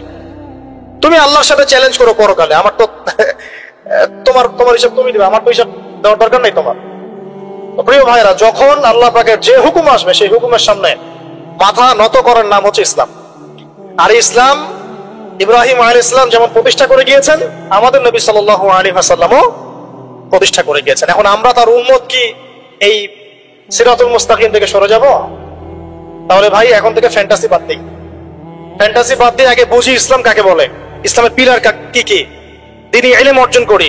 একদিনের খুতবায় কিচ্ছু হবে না, একদিন আদনান ভাই আসলে লেকচার শুনলে কিচ্ছু হবে না, হয়তো একটু ইন্সপিরেশন হবে, আবার শয়তান আপনাকে ঘিরে ধরবে। শয়তানের ঘিরে ধরাটা আমি নিজে থেকে ফিল করেছি তিন রকম। ভাই, যখন একটা মানুষ পরিপূর্ণ শয়তানের দাসত্ব করে, গান বাজনা করে, বাদ্যযন্ত্র বাজায়, গাঁজা খায়, মদ খায়, হ্যাঁ, শয়তান ওকে কিছুই বলে না। বিশ্বাস করেন, শয়তানকে কিচ্ছু বলে না। ওকে শয়তান খুব একটা, ওকে নিয়ে শয়তানের পেরেশানি নাই খুব একটা। এবার এই ধরনের ব্যক্তিরা যখন তওবা করে ইসলামের দিকে আসতে শুরু করে, এসে নামাজি হয়, রোজা রাখে, দান সদকা করে, দিনের ইলম অর্জনের চেষ্টা করে, শয়তানের সমস্ত শক্তি দিয়ে এর উপর আক্রমণ করা শুরু করে। আবার এই ব্যক্তি যদি মেহনত করতে করতে করতে করতে আরো বড় মাকামে পৌঁছে যায়, তখন এই ব্যক্তিকে দেখে শয়তান দূরে পালিয়ে যাবে। ঠিক এই ব্যক্তির মাকাম হচ্ছে উমর রাদিয়াল্লাহু আনহুর মাকাম। তাকে দেখে শয়তান পালাতো কেন? কারণ তিনি এই মুজাহাদা করতে করতে করতে করতে ঈমানের এমন বুলন্দ স্তর অর্জন করেছেন যে ওকে দেখলে শয়তান পালিয়ে। তা আমাদের টার্গেট এখন ওইখানে যাওয়া, আল্লাহ পাক তৌফিক দান করুন। তাহলে এই যে প্রাথমিক ফ্যান্টাসি বাদ দিয়ে আপাতত আমাদের কাজ হচ্ছে 5 ওয়াক্ত নামাজ পড়া। কেন পড়বো প্রশ্ন করার দরকার আছে? উত্তর হচ্ছে আল্লাহ বলেছেন তাই, ব্যাস। 2 নম্বর কাজ হচ্ছে দ্বীনি ইলম অর্জন করা।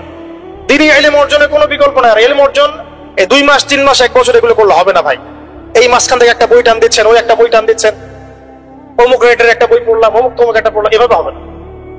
98% যুবক এভাবে পড়াশোনা করে, আমাদের জেনারেল শিক্ষিত 98% যুবক এভাবে পড়াশোনা করে, জেনারেল শিক্ষিত। এই পড়াশোনা দিয়ে আপনি হয়তো কিছুটা জ্ঞান পাবেন, ভাষা জ্ঞান পাবেন, কিন্তু গভীরতা ঢুকতে পারবেন। গভীরতা ঢুকতে গেলে অবশ্যই অবশ্যই ক্লাসিক্যাল একটা সিলেবাস ফলো করতে হবে। এই সিলেবাসের শুরুটাই হবে কোরআন থেকে। কি থেকে? এবং কোরআনের শুধু তেলাওয়াত না, এর ভিতরে ঢুকতে হবে অনুবাদ, এর তাফসীর পড়ার যোগ্যতা অর্জন করতে গেলে আরবি ব্যাকরণ লাগবে, আরবি ভাষা লাগবে, এখানে উসুল লাগবে, এবং এগুলো একা একা আপনি শিখতে পারবেন না। বরেণ্য উলামায়ে কেরামের কাছে সংযোগ রেখে মাদ্রাসায় যেতে হলে যান, ব্যাচ করে পড়তে হলে পড়েন, একা পড়তে পারলে পড়েন, যেভাবে পারেন সেভাবেই আপনাকে শিখতে হবে। অনলাইনে অনেক কোর্স হয়, আমরা হয়তো টুকটাক করে, কিন্তু অনলাইনে কোর্স 100% আপনাকে নলেজ দিতে পারবে না, আপনাকে অফলাইনে শিখতে হবে। এই জন্য প্রত্যেক জায়গায় জায়গায় মক্তব তৈরি করেন, আল্লাহ পাক তৌফিক দান করুন। প্রত্যেক এলাকায় মানে প্রতিষ্ঠিত মাদ্রাসা প্রতিষ্ঠা করেন, এবং ইসলামের ক্লাসিক্যাল যে ধারা আছে এই ধারার মধ্যে থাকেন, বাইরে যাওয়ার দরকার। মানুষ এত বেশি বিভ্রান্তি ছড়িয়ে দিয়েছে সমাজে, প্রতিটা মাসআলা নিয়ে মানুষের মধ্যে এখন ইখতিলাফ দেখা যায়, অথচ এটা কাম্য ছিল না। আমরা যে চিরায়ত ইসলামগুলো ফলো করে আসছি এর মধ্যে কোনো সমস্যা নাই। যে সমস্যাগুলো দেখা যায় সেগুলো জাহেলদের কাজ। কেউ যদি কোনো জাহেলিয়াতের মধ্যে লিপ্ত হয়, এর মানে ওই এই কমিউনিটির সবাই জাহেল, ব্যাপারটা এরকম। আপনি কিছুই বোঝেন না, অন্তত যদি একটা মাযহাব ফলো করেন, হোক সেটা হানাফিজম, শাফিইজম, হাম্বলিজম, মালিকিজম, তারপরে আপনি হকে থাকবেন ইনশাআল্লাহ, কোনো সমস্যা নাই। যারা এর বাইরে অনেক উল্টা পাল্টা বুঝে আপনার মাথাটা নষ্ট করে ফেলাচ্ছে, এটা পুরো একটা ফিতনা। পরে শেষে কি হবে আমি আপনাকে বলে দিই। শেষে আপনি ক্লাসিক্যাল ট্র্যাক থেকে বের হয়ে যে ব্যক্তি আপনাকে এই পথ দেখিয়েছে ওর তাকলিদ করা শুরু করবেন। শেষে গিয়েও আপনি ওর তাকলিদই করা শুরু করবেন। এটা হবে ফাইনাল ডেস্টিনেশন। ওর চেয়ে ভালো আপনি বরেণ্য ইমামদের তাকলিদ করেন, তাও ভালো। যদি আমল করতে গিয়ে দেখেন কোনো আমল কোরআন সুন্নাহ থেকে একটু বাইরে চলে যাচ্ছে, মনে হচ্ছে এর চেয়ে ভালো দলিল মনে হচ্ছে আছে, তাহলে ওটাই ফলো করেন, সমস্যা কি? ওপেন মাইন্ডেড হন, কিন্তু ক্লাসিক্যাল ধারা থেকে বের হয়ে যায় না। ঘর থেকে বের হয়ে গেলে আপনাকে শকুনে খেয়ে ফেল। তো প্রায় শেষ করে দেই, 2 মিনিট। ইলম অর্জন করতে হবে ওলামায়ে কেরামের কাছে গিয়ে, একা একা হবে, একা মোটেই হবে না। আর কিছু সাবজেক্ট বললাম, এগুলোর সাথে আপনার হাদিস থাকতে হবে, আপনার আকীদা থাকবে, আকীদা তাহাবিয়া থাকবে, আপনার সিরাত থাকবে, ইতিহাস থাকবে, অর্থনীতি থাকবে। এভাবে আস্তে আস্তে আপনি ওলামায়ে কেরামের কাছে যখন বসবেন, তারা আপনাকে সিলেবাস করে দিবে যে এগুলো পড়লে আস্তে আস্তে তোমরা ভালো জায়গায় যেতে পারো। আপনাকে আলেম হতে হবে। কি হতে হবে? আমরা তো আলেমদের অনেক ভুল ধরাতে ব্যস্ত না। ফেসবুক আছে আমাদের হাতে, ফেসবুক মানেই তো শুয়ে শুয়ে জিহাদ করা যায়, ফেসবুকে কম্বলের নিচে শুয়ে শুয়ে জিহাদ করা যায়। আহলে ফেসবুক আল জামাত একটা আবার বাংলাদেশে চলছে, আহলে ফেসবুক আল জামাত, সারাদিন ফেসবুকেই সব অ্যাক্টিভিটিস ফেসবুকে। তো আপনি আলেমের সমালোচনা করছেন, আপনি নিজে আলেম হন না কেন? করেন দেখি, আপনি পড়াশোনা করেন 10 বছর, কষ্ট সহ্য করেন, বাড়ি থেকে বের হয়ে সেখানে থাকেন, বাড়ি থেকে বের হয়ে মাদ্রাসায় যান দেখি, থাকেন 10 বছর থাকেন, পড়াশোনা করেন, তাতে খাওয়ার কষ্ট ফেস করেন, থাকার কষ্ট ফেস করেন। একমাত্র আল্লাহ ছাড়া এই পৃথিবীতে এবং পরকালে আমাদের আপন বলে কেউ নাই। বাকি সবাই সবার স্বার্থের জন্য আছে। মানুষের অবস্থানকেই মূল্যায়ন করে। আমরা মারা গেলে পরে 40 দিন তারা আমাদেরকে মনে রাখবে কিনা সন্দেহ আছে। বিশ্বাস করছেন না? এই যে আমাদের অনেক আত্মীয় স্বজন মারা গেছে না, বছরে একটা বারো কি কবরস্থানে কেউ গিয়েছে? হয়তো যায়, মৃত্যুবার্ষিকী ওই দিন যায়, তাই না? দেখেন আমরা কিন্তু আস্তে আস্তে ভুলে গিয়েছি তাদের, আমরা ব্যস্ত হয়ে গেছি। ঠিক একইভাবে তারাও আমাদেরকে ভুলে যাবে। এই জন্যে আমি বারবার আপনাদেরকে মনে করে একটা কথা, আমার জীবন থেকে উপলব্ধি করি একটা কথা, যে একমাত্র আল্লাহ ছাড়া এই পৃথিবীতে এবং পরকালে আমাদের আপন বলে কেউ নাই। বাকি সবাই সবার স্বার্থের জন্য আছে। মানুষের অবস্থানকেই মূল্যায়ন করে, মানুষের অবস্থানকেই মূল্যায়ন করে। আল্লাহ রাব্বুল আলামিন আপনার ভিতরটাকে ভালোবাসেন। দেখেন আপনি যখন নামাজ পড়েন নাই, আল্লাহ পাক কিন্তু আপনাকে ধ্বংস করে দেন নাই। আল্লাহ পরম করুণাময় আপনাকে হেদায়েত দিয়ে নামাজি বানিয়ে দিয়েছেন। জীবনে অনেক পাপ করেছেন, ইনস্ট্যান্ট আল্লাহ পাক শাস্তি দিতে পারতেন, আল্লাহ পাক দেন নাই। আল্লাহ আপনাকে ভালোবাসেন, আল্লাহ আমাকে ভালোবাসেন। আল্লাহ পাকের এই ভালোবাসার ঋণটা শোধ করার জন্য হলেও নামাজি হয়ে যান, আল্লাহর পথে ফিরে আসেন, দিনের জন্য কিছু করেন, দিনের ফিকির করেন, পড়াশোনা করেন। প্রিয় ভাইরা, আল্লাহ পাক তৌফিক দান করুন। দেখুন, এই রিবা থেকে দূরে থাকার জন্য একটা হাদিস যথেষ্ট, যে 4 শ্রেণীর মানুষকে আল্লাহ রাসূল সাল্লাল্লাহু আলাইহি ওয়াসাল্লাম লাআনত করেছেন, অভিশাপ দিয়েছেন। ইনশাআল্লাহ আজকের লেকচার যাদের কানে যাবে, আমরা যদি না খেয়েও মরে যাই, আল্লাহ পাক না খেয়ে মারবেন না ইনশাআল্লাহ। রিজিক আছে, খাবো ইনশাআল্লাহ। কিন্তু হয়তো বা অভাব হবে, টাকা পয়সা একটু কম হতে পারে, অন্যের 10 তলা ফ্ল্যাট হবে, আমার হবে না, ঠিক আছে? অন্যের এত বিঘা বিঘা জমি আমার হয়তো হবে না। কিন্তু ইনশাআল্লাহ তাআলা এই যে দুনিয়ার মুসাফিরের জীবনটা, এটা মুসাফিরের জীবন না? মুসাফিরের জীবনটা কেটেই যাবে ইনশাআল্লাহ। কাটবে না? যে কোনোভাবে কেটে তো যাবেই ইনশাআল্লাহ। এই যে পরকালের জীবনটা একটা চেতনার শক্তি, জানেন? দুনিয়াতে যত বাধা বিপত্তি আসুক, গাল মন্দ খান, গীবত তহমত খান, কষ্ট হোক, নির্যাতন হোক, একটা বিষয় মনের মধ্যে শান্তি দেয়। কি শান্তি? যে এই দুনিয়ার জীবনটা তো আর চিরস্থায়ী নয়, এটা তো আর সারা জীবন থাকবে না। ইনশাআল্লাহ এই অবস্থা আস্তে আস্তে পরিবর্তন হয়ে যাবে। ফাইন্না মাআল উসরি ইউসরা, পরকালে ইনশাআল্লাহ পাবো। দুনিয়াতে না পেলে কি হয়েছে, পরকালে পাবো ইনশাআল্লাহ। যুবক ভাই, এসব জেনা ছেড়ে দেন, আল্লাহ রাব্বুল আলামিন আপনার জন্য হুর রেখেছেন জান্নাত, ইনশাআল্লাহ পাবেন ইনশাআল্লাহ। এটা ছেড়ে দেন, সুদ ছেড়ে দেন, আল্লাহ পাক আপনার জন্য হাউজে কাউসার রাখছে ইনশাআল্লাহ, ঠিক আছে? অন্যায় পাপ ছেড়ে দেন, আল্লাহ রাব্বুল আলামিন আপনার জন্য জান্নাত রেডি করে রাখছে ইনশাআল্লাহ। এই দুনিয়ার জীবনটা ধোঁকা, একটা ছোট্ট জীবন, পুরা ধোঁকা, কিচ্ছু নাই এর মধ্যে। আমার কথা শোনেন, এই দুনিয়ার জীবনে কিছুই নাই। চারপাশে অনেক কিছু মনে হবে, আপনার বাড়ি আছে, গাড়ি আছে, স্ট্যাটাস আছে, টাকা পয়সা, প্রতিপত্তি সব আছে। আদতে আপনি একা, আদতে আপনাকে একাই কবরে যাওয়া লাগবে, একাই আল্লাহর সাথে হিসেব নিকাশ দিতে হবে। কেউ নাই সাথে, আমাদের সাথে কেউ নাই। কিন্তু আপনি মনে করছেন যে সেলিব্রিটিজম বড়, আমি পলিটিক্যাল নেতা হয়েছি, আমাকে সবাই চেনে, আমি ইকোনমিক সেক্টরে লিড দেই, রাষ্ট্রকে লিড দেই, আমি ধর্মতাত্ত্বিক ক্ষেত্রে লিড দেই, আমাকে দেখলে মানুষ বাহবা দেয়, ইত্যাদি ইত্যাদি। দিন শেষে আমি একা, আপনিও একাই, আমাকেও একাই যেতে হবে, আপনাকেও একাই যেতে হবে। এগুলো সব চারপাশের খালি অন্ধ মোহ, আর কিচ্ছু না। এই মোহের মধ্যে ঢুকে পড়বেন না, আল্লাহ পাক তৌফিক ইনায়াত করুন। নবী সাল্লাল্লাহু আলাইহি ওয়াসাল্লাম বারবার বলতেন, আল্লাহুম্মা ইন্নী আউযু বিকা মিন ফিতনাতিদ দুনিয়া, বলতেন না? হে আল্লাহ, আমি এই দুনিয়ার ফিতনা থেকে তোমার কাছে আশ্রয় প্রার্থনা করছি। ওয়া ইন্নী আউযু বিকা মিন ফিতনাতিন নিসা, আমি মহিলাদের ফিতনা থেকেও আশ্রয় প্রার্থনা করছি। আরও দোয়া করতেন, আল্লাহুম্মা ইন্নী আউযু বিকা মিন আযাবিল কবর, হে আল্লাহ আমি কবরের আযাব থেকে আশ্রয় প্রার্থনা করছি। ওয়া আযাবি জাহান্নাম, জাহান্নামের আযাব থেকে আশ্রয় প্রার্থনা করছি। ওয়া মিন ফিতনাতিল মাহইয়া ওয়াল মামাত, জীবন মৃত্যুর ফিতনা থেকে আশ্রয় প্রার্থনা করছি। ওয়া মিন শাররি ফিতনাতিল মাসিহিদ দাজ্জাল, এবং দাজ্জালের ফিতনা থেকে আশ্রয় প্রার্থনা করছি। দাজ্জালে পরে আসবো ইনশাআল্লাহ। দাজ্জাল নিয়ে আলোচনা করলে আবার কিছু মানুষ খারাজির ট্যাগ লাগাই দিতে পারে, ওই জন্য এদিকে আমি এখন যাচ্ছি না। হ্যাঁ, সামনে আসি। তো রিবার বিষয়টা বলছিলাম। আইয়ামে জাহিলিয়াতের যে সেই রিবা এখনকার বিশ্বে আছে কি নাই বলেন? ওই সময় না হয় মক্কায় ছিল, এখন কি সারা বিশ্বব্যাপী নাই? বিশ্বের কোনো কান্ট্রি রিবা মুক্ত না, বিশ্বের কোনো দেশ রিবা থেকে মুক্ত থাকতে পারবে না এই বিশ্ব পরিচালনা যারা করছে ওদের আন্ডারে থাকলে। কখন হবে বিশ্ব রিবা মুক্ত? একদিন বিশ্ব রিবা মুক্ত হবে ইনশাআল্লাহ। একদিন না একদিন এই বিশ্বটা সুদমুক্ত হবে ইনশাআল্লাহু তাআলা। তখন জালেম পার পাবে না, মাজলুমের রক্ত শ্রম বৃথা যাবে না ইনশাআল্লাহ। কবে, কত বছর পর আমি জানি না, কিন্তু এতটুকু জানি যে মালহামার পরে যখন আল মাহদি আসবেন এবং তারপর যখন মাসিহুদ দাজ্জাল বের হবে এবং ঈসা ইবনে মারইয়ামকে আল্লাহ পাক নামিয়ে দিবেন, তার হাতে যখন দাজ্জাল নিহত হবে এবং জেরুজালেম থেকে যখন পুরো বিশ্ব শাসন করা হবে মুসলিমদের হাতে, তখন রিবা বলে কিচ্ছু থাকবে না পৃথিবীতে। তার আগ পর্যন্ত এই অবস্থা সলভ হবে কিনা আমরা জানি না, হতেও পারে নাও হবে। ওই সময় যে হবে নিশ্চিত ইনশাআল্লাহ। আসুন, আইয়ামে জাহিলিয়াতের আরেকটা বড় পাপ ছিল যে এক ভাই বলেছেন, সেটা হচ্ছে নারীর অবমাননা। কে বলেছে এই কথাটা? সামনে একজন। হ্যাঁ, আইয়ামে জাহিলিয়াতের অন্যতম একটা সেরা পাপ ছিল কি? নারীর অবমাননা। এটা নিয়ে কি বলতে হবে? এখন ধর্মের মধ্যেও আমরা নারীদেরকে অবমাননা করছি। বহু নামাজি ব্যক্তি আছে আমাদের মধ্যে, দেখবেন বোনের সম্পত্তি দেয় নাই, মেয়েকে শিক্ষিত করতে চাচ্ছেন না। কেন চাচ্ছেন না? ওর কি অধিকার নাই শিক্ষার? আপনি কি জানেন যে আয়েশা রাদিয়াল্লাহু আনহার কাছে বহু সাহাবী হাদিসের তালিম নিয়েছেন, বহু হাদিস শিখিয়েছেন কে? মা আয়েশা রাদিয়াল্লাহু আনহা। তিনি যদি শিক্ষিত না হতেন শেখাতে পারতেন? তো মেয়েদের শিক্ষার দরকার আছে না? হ্যাঁ, কি বিষয় দরকার? তাদের উপযুক্ত পরিবেশ নিশ্চিত করতে হবে, নিরাপত্তা, পর্দা এগুলো নিশ্চিত করতে হবে। তারপরে মেয়েদেরকে আপনি অবশ্যই শিক্ষিত করুন। ঘরের কোণে বসে রাখতে কে বলেছে? আপনি নিরাপদ পরিবেশ দেন, পর্দা দেন, তারা মাদ্রাসা যাবে, পড়াশোনা করবে। ঠিক আছে?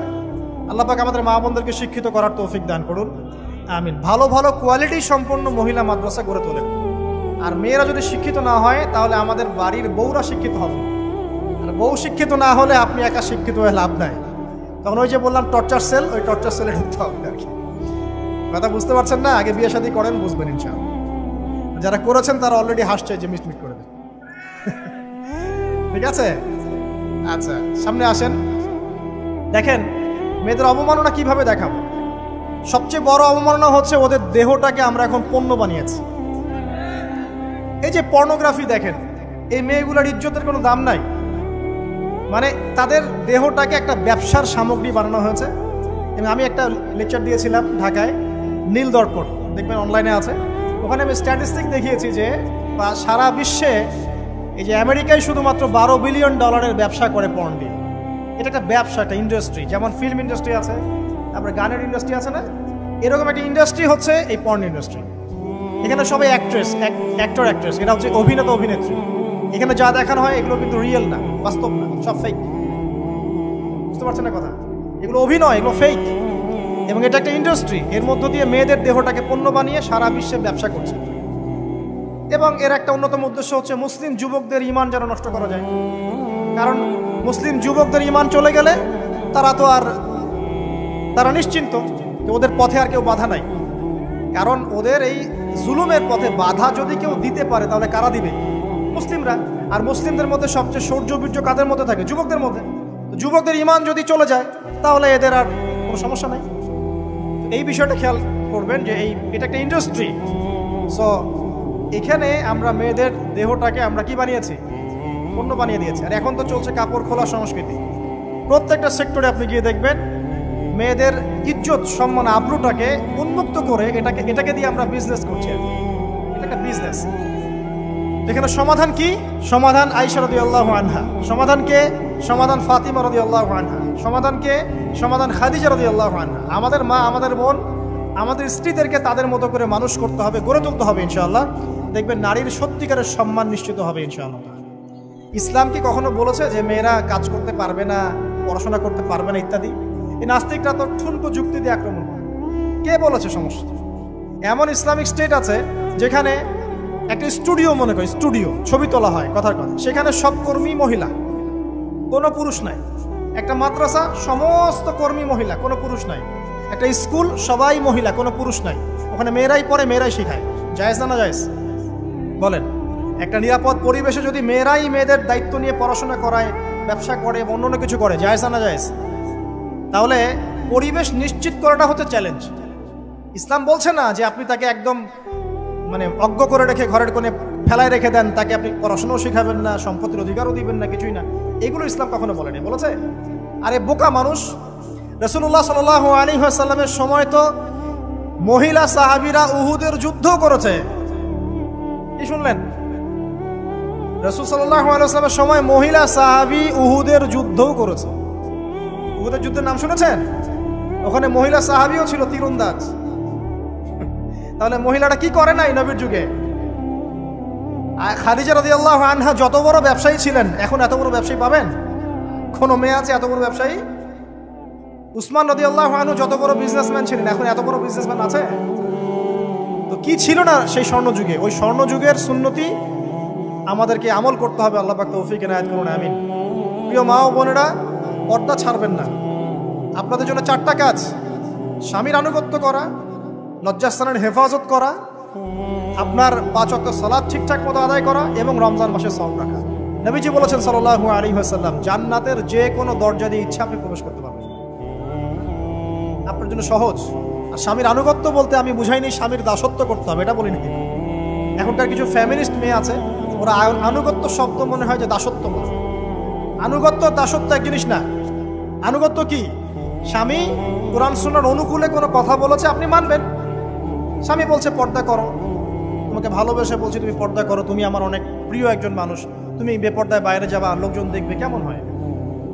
ঠিক আছে, তোমাকে তো আমি বিয়ে করেছি, তুমি আমার মানুষ, তোমাকে দেখবে কেন? ঠিক আছে, তো এখন স্বামী ভালো কথা বলেছে, আপনি শুনলেন, এটা আনুগত্য। আর ওই স্বামী যদি বলে আসো তো আমার কলিগরা এসেছে, ওকে খাবার সার্ভ করতে হবে, আসো খাবারটা পরিবেশন করো, এখন আপনি বেপর্দা হয়ে আপনার স্বামীর কলিগের সামনে খাবার পরিবেশন করতে শুরু করবেন, এটা কি আনুগত্য করতে হবে? এটা তখন আপনি আনুগত্য করবেন না। সিম্পল, কোরআন সুন্নাহর অনুগত্য কাজে আপনি স্বামীর আনুগত্য করবেন, বিপরীতে গেলে আপনি করবেন না। স্বামীর আনুগত্য মানে স্বামীর দাসত্ব নয়। আর এই হাদিসটা আপনি কেন ভুলে যান যে আল্লাহ রাসূল সাল্লাল্লাহু আলাইহি ওয়াসাল্লাম বলেছেন আল্লাহ ছাড়া যদি কাউকে সেজদা করা যেত, সম্মান বুঝাচ্ছেন, আল্লাহ ছাড়া যদি কাউকে সেজদা করা জায়েজ হতো, আমি মেয়েদেরকে বলতাম যেন স্বামীকে সেজদা করে। কেন? কারণ আপনাকে রেসপন্সিবিলিটি, আপনার খাবার, আপনার ফুড, আপনার শেল্টার, আপনার মানে পুরো দায় দায়িত্ব নিজের হাড় ভাঙা পরিশ্রম দিয়ে, জীবনের ঝুঁকি নিয়ে স্বামী আপনার জন্য করে।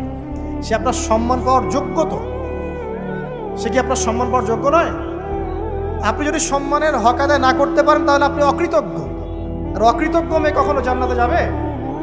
একটা হাদিসে আছে বেশিরভাগ মেয়ে জাহান্নামে যাওয়ার অন্যতম কারণ হচ্ছে তারা স্বামীর সাথে কুফরি করে। কি করে?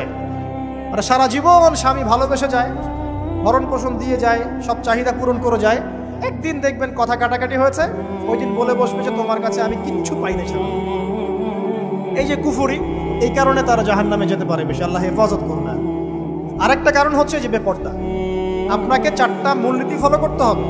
1, এমন কোনো পোশাক পরবেন না যে পোশাকটা আটো সাটো, যেটা পরলে আপনার গায়ের কাঠামো বোঝা যায়।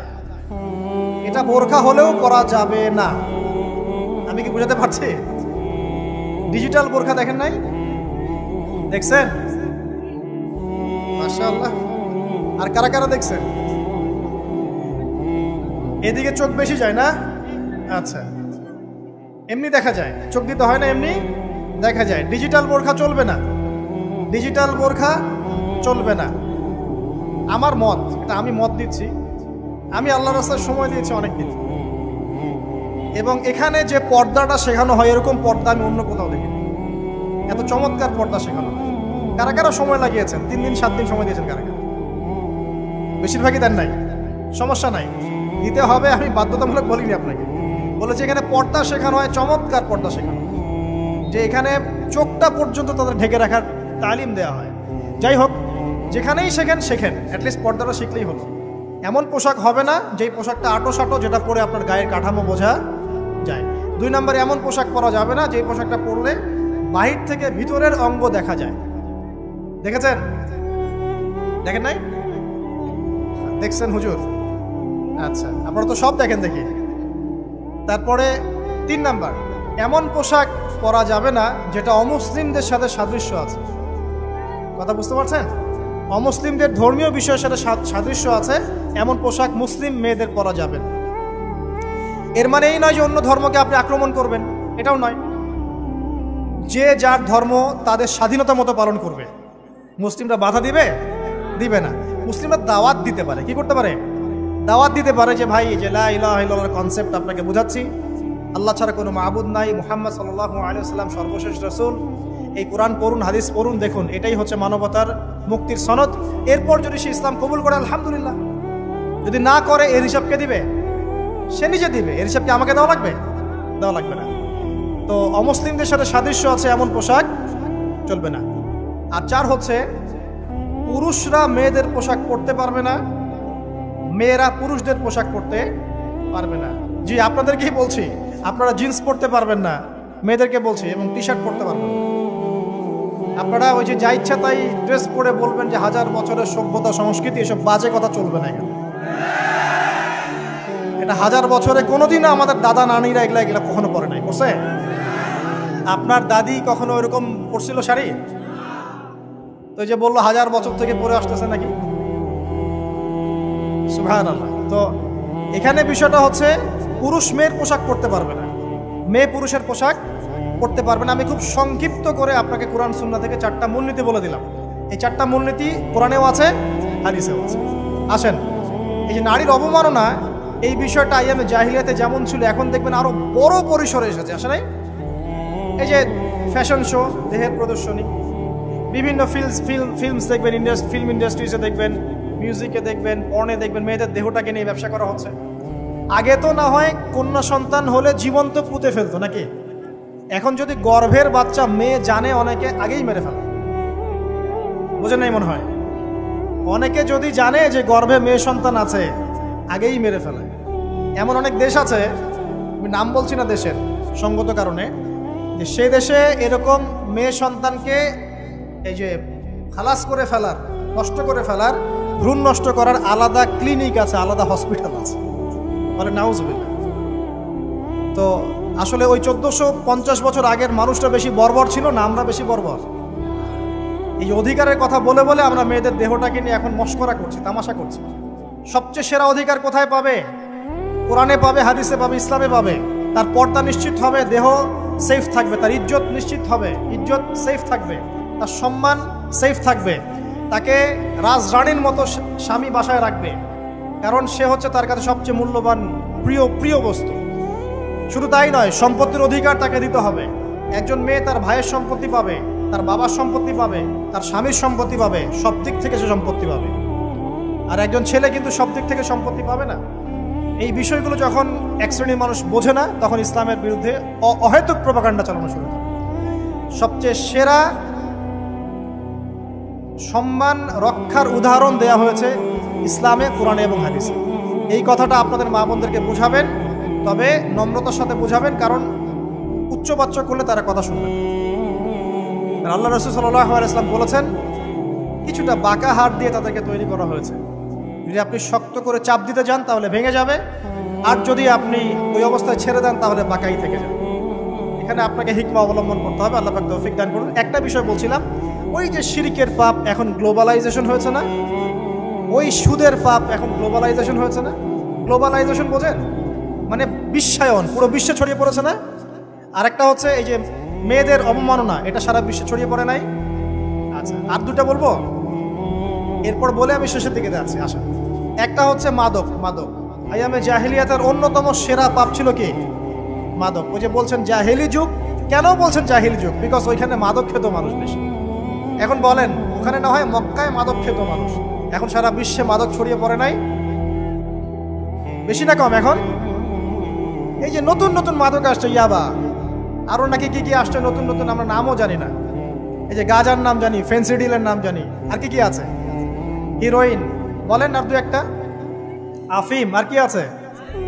হ্যাঁ, রেন্ডি, সুবহানাল্লাহ, এই নামও কখনো শুনি নাই আমি। আচ্ছা শোনেন শোনেন, বিষয়টা হচ্ছে দেখুন, এই বিষয়টা কি হালাল না হারাম? আচ্ছা, এটাকে যদি আমরা হালাল করে নেই তাহলে কি হবে? কুফরি হবে না শিরক হবে?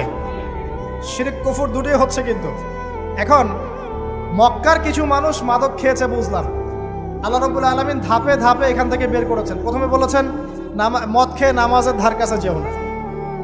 হ্যাঁ, তারপরে বলেছেন এই যে মাদকে কিছুটা উপকার আছে কিন্তু বেশি ক্ষতি। তারপর বলেছেন খেয়ে নামাজের কাছে যেও না।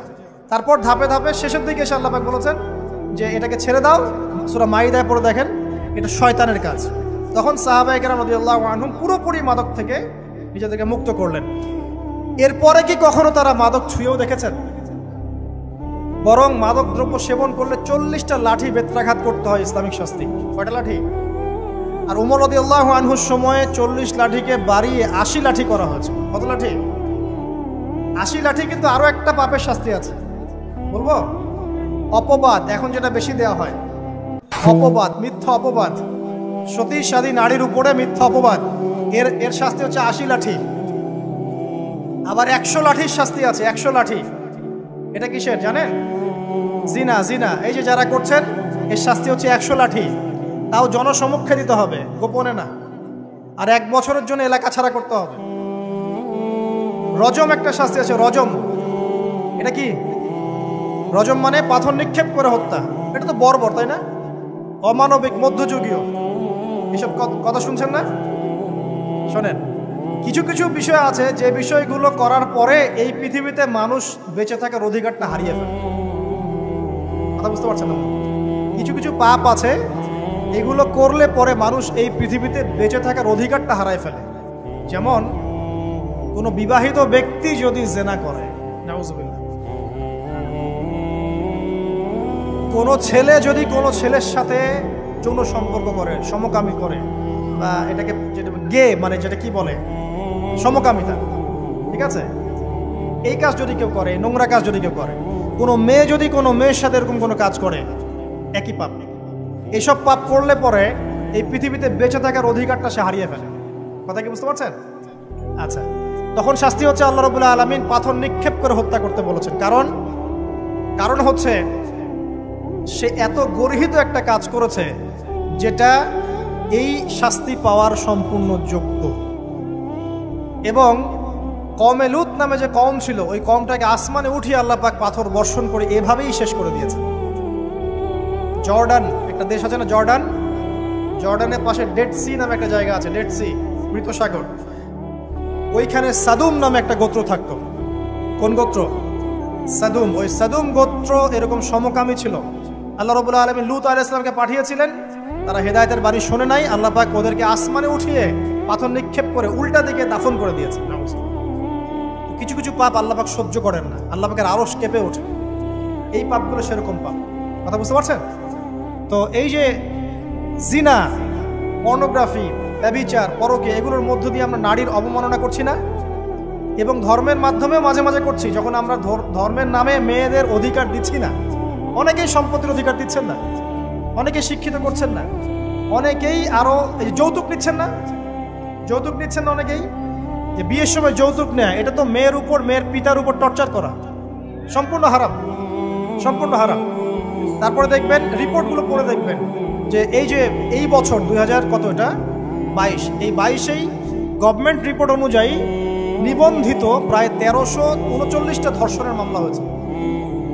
তো এটা এখন অ্যাভেলেবল, যে কোনো সব জায়গায় ধর্ষণ হচ্ছে, এখন অ্যাভেলেবল। মানুষ এটাকে স্বাভাবিক মনে করছে, এখন নর্মাল ধর্ষণ হতেই পারে, মানুষ এখন এমন মনে করছে। প্রত্যেক দিন পেপার খুলবেন, দেখবেন রেপের খবর, প্রত্যেক দিন খবর শুনবেন ধর্ষণের খবর। আর সব খবর তো আসে না, আসে হয়তো 10%, 20%, 30%, বেশিরভাগই আসে না। এলাকায় মোড়ে মোড়ে দেখবেন, গ্রামে গঞ্জে শহরে বন্দরে খালি ইফটিজিং দেখবেন, খালি ইফটিজিং। মেয়েদেরকে যৌন হয়রানি করা হচ্ছে, বাসে, অটোতে, টেম্পুতে, সব জায়গায়। বাসের মধ্যে মেয়েকে রেপ করে ফেলা হচ্ছে। একটা বাচ্চা মেয়ে যে বোঝেও না যে সেক্সুয়াল বিষয়গুলো কি জিনিস, ওকেও রেপ করা হচ্ছে। এই যে মহামারী, আপনি তো বুঝতে পারছেন না যে আমরা কোন সমাজে আছি। এই সমাজে আপনার মেয়ে তো সেফ না, আমার মেয়ে তো সেফ না। আমার মেয়ে আপনার মেয়ের ভবিষ্যৎ কি হবে এর ভবিষ্যতের নিশ্চয়তা কে দিবে? আপনার মেয়ের ইজ্জতের ভবিষ্যতের নিশ্চয়তা কে দিবে? এই নিশ্চয়তা দেওয়ার মতো মানুষ কোথায়, নেতা কোথায়? কারো ঘরের স্ত্রী, কারো ঘরের বোন, কারো ঘরের মেয়ে এখন সেফ না। যে কোনো জায়গায়, যে কোনো বাসে, ট্রাকে, ট্রেনে, অটোতে, সব জায়গায় হতে পারে। আর এগুলোকে আমরা প্রমোট করছি, এখন নগ্নতাকে প্রমোট করছি, পর্নকে প্রমোট করছি। এই নগ্নতা, পর্ন এসব দিয়ে মানুষের মাথাটাকে পুরো জানোয়ার বানিয়ে ফেলা হয়েছে। পর্ন দেখাতে দেখাতে ছেলেদের মাথাটাকে জানোয়ার, পশু বানিয়ে ফেলা হয়েছে। এরা এখন বোঝে না যে মেয়ে কি জিনিস, মা কি জিনিস, বোন কি জিনিস, তাও বোঝে না। ভাই ভাই বোনের সাথে জেনা করেছে, চাচাতো বোন চাচাতো ভাইয়ের সাথে জেনা করছে, চাচাতো ভাই ফুফাতো বোনের সাথে জেনা করছে। রংপুরের খবর শুনলাম যে মায়ের সাথে ছেলেও জেনা করেছে না। এগুলো কেন হচ্ছে? এই মহামারী কেন হচ্ছে? কি সমাধান দিবে? সমাধান ইসলামে ছিল, আমরা নেই নাই। সমাধান হচ্ছে, প্রথম সমাধান অশ্লীলতার মহামারী বন্ধ করতে হবে, পর্দা নিশ্চিত করতে হবে, পর্নোগ্রাফির সমস্ত সাইটগুলো বন্ধ করে ফেলতে হবে। আজকের নিউজ দেখেছি আমি, এটা আমি ধন্যবাদ জানাই বাংলাদেশ গভর্নমেন্টের যে তথ্য প্রযুক্তির যে সেন্টার আছে, প্রায় 26,000 পর্ন সাইট তারা বন্ধ করে দিয়েছে, আলহামদুলিল্লাহ। তো কথা বললে তো কাজ হবে, কথা না বললে কাজ হবে কিভাবে? 26,000 পর্ন সাইট তারা বন্ধ করে দিয়েছে। যখন সমাজের মানুষ পর্ন দেখতে দেখতে পশু হয়ে গেছে, আপনি বাইরে এই যে আলখাল্লা টুপি দাঁড়িয়ে পরে ঘুরলে লাভ আছে? ভিতর থেকে তো আপনি পশু। দেখবেন মসজিদে ইমাম সাহেব নামাজ পড়তে এসেছে, বাসায় পর্ন দেখে আসছে, নামাজে কোনো মনোযোগ নাই। দেখবেন টাপাটাপ নামাজ পড়ছে, কোনো মনোযোগই নাই, পর্ন দেখে। ইমানের আলোচনা করবেন, খুব লাফালাফি করলো, 2 দিন পর দেখবেন কোনো খবর নাই, পর্ন দেখতে দেখতে ভিতরটা শেষ, ড্যামেজ। পর্নোগ্রাফিতে যে একবার আসক্ত হয়েছে তার মধ্যে ইমানের কোনো তেজই থাকবে না, কোনো তেজ থাকবে না। এখন আলেম জালেম সবার ফোনে ফোনে দেখবেন পর্ন চলে আসতেছে, কেউ দেখতে না চাইলেও তাকে দেখতে বাধ্য করা হচ্ছে। ফেসবুকে ঢুকবেন, নগ্ন দৃশ্য। এই নগ্নতা দিয়ে, এই পর্নোগ্রাফি দিয়ে, এই যে মিডিয়ার মধ্যে দিয়ে প্রমোটিংটা দিয়ে ব্যভিচার ছড়িয়ে দেয়া, জেনা ছড়িয়ে দেয়া, অশ্লীলতা ছড়িয়ে দেয়া, পরকীয়া ছড়িয়ে দেয়া, এর মধ্য দিয়ে নারীর সম্মান, দেহ, ইজ্জতকে আমরা এখন রাস্তার সাথে মিশিয়ে দিয়েছি। কিসের অধিকারের কথা বলছে? কিসের নারী অধিকারের কথা বলছে? খালি ডিগ্রি সার্টিফিকেট অর্জন করতে পারলেই অধিকার হয়? আমার তো ইজ্জতই ঠিক থাকলো না, আমার অধিকার কোথায় থাকলো? একটা সার্টিফিকেট অর্জন করার জন্য কলেজের মেয়েদেরকে বড় বড় নেতার বেডরুমে ঢুকানো হচ্ছে, দেখেন নাই? তো একটা সার্টিফিকেট অর্জন করতেই হবে আমাকে, নিজের ইজ্জত বিক্রি করে দিয়ে হলেও আমার সার্টিফিকেট অর্জন করতেই হবে। লাথি মারি এসব পড়াশোনার পিছনে, দরকার নেই আমার পড়াশোনা। পড়ছে বাসায়, এলাকায় এলাকায় মহিলা মাদ্রাসা করেন, মাদ্রাসায় মেয়েদেরকে পড়ান। আমি খুব দুঃখের সাথে বলছি, অনেক মাদ্রাসাতেও এরকম ঘটনা কিন্তু ঘটেছে না? এখানে একটা কথা আমরা পরিষ্কার করতে চাই, সেটা হলো যে পাপ পাপী, রেপি, ধর্ষণী, সে আলেম করুক আর জালেম করুক, ইমাম করুক আর জালেম করুক, ফাসেক করুক, সবাইকে সমান শাস্তি নিশ্চিত করতে হবে। আর শাস্তি হবে দৃষ্টান্তমূলক, যেন আরো 10 জন দেখে শিক্ষা নেয়। ওই যে ইসলামে আছে না হাত কেটে ফেলা, কি কারণে বলেন তো? কারণ সবাই যখন দেখবে এই যে খুঁটির সাথে বেঁধে একটা চোরের হাত কেটে ফেলা হয়েছে, এলাকার সব মানুষ দেখেছে, চুরি বাড়বে না কমবে? নিশ্চিত চুরি কমে যাবে ইনশাআল্লাহ। এই যে নারীর অবমাননার ওই যুগের চেয়ে এই যুগে বেশি না কম? আপনি ভালো করে আল্লাহর নূর দিয়ে দেখেন। আমি প্রথমে বলেছি, শুধু বাইরের চোখ দিয়ে দেখলে সব বুঝতে পারবেন না। আল্লাহ পাকে নূর দিয়ে দেখেন, কোরআন সুন্নাহর গভীর জ্ঞান দিয়ে দেখেন, দেখবেন ওই জাহিলিয়াতের চেয়ে 1000 গুণ বেশি জাহিলিয়াত এখনকার বিশ্বে চলছে। আল্লাহ পাক আমাদের মা বোনদের ইজ্জত হেফাজত করুন, তাদের সম্মান হেফাজত করুন। আমরা দোয়া করি আল্লাহ পাক তাদেরকে উচ্চশিক্ষায় শিক্ষিত করুন, নিরাপত্তা নিশ্চিত করুন। কেউ যদি ওদের দিকে খারাপ চোখ তুলে তাকায়, আল্লাহ পাক সেই চোখকে যেন ধ্বংস করে দেন। আল্লাহ পাক তাদের ইজ্জতের প্রতি যদি কেউ খারাপভাবে হাত বাড়ায়, তাদের শাস্তি যেন নিশ্চিত করার তৌফিক আল্লাহ পাক আমাদেরকে দান করে। আল্লাহ পাক আমাদের মা বোনদেরকে মহামূল্যবান মনে করে আমাদেরকে হেফাজত করার তৌফিক দান করুন, আমিন। আর তাদেরকে যারা নগ্ন করতে চায়, আল্লাহ পাক এদেরকে ধ্বংস করে ছেড়ে দিন, আমিন। আল্লাহ পাক বলেছেন, যারা চায় মুমিন মুসলিমদের সমাজে অশ্লীলতা ছড়িয়ে পড়ুক, দুনিয়া এবং আখিরাত উভয় জাহানে আল্লাহ পাক এদেরকে ধ্বংস করুন। আরেকটা বলে শেষ করি, সেটা হলো, কয়টা বলেছি ভাই জাহিলিয়াত? ইমাম মুহাম্মদ বিন আব্দুল ওয়াহাব রাহিমাহুল্লাহ, তার একটা বইয়ের মধ্যে 1000টা জাহিলিয়াত আছে।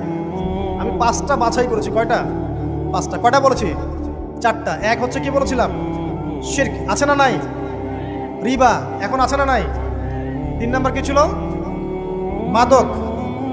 আর 4 নাম্বার নারীর অবমাননা। মাদক তো বুঝলেন, এটা তো আমার চেয়ে আপনারা ভালো বুঝেন, মাদক সব জায়গায় আছে। একটা কথা বলি, দেখুন মাদক নিয়ে একটা কথা বলি শুনুন। আপনাদের কি কখনো গায়ে কখনো ফোড়া হয়েছে? কার কার গায়ে ফোড়া হয়েছে বলে হাত তুলে। আচ্ছা,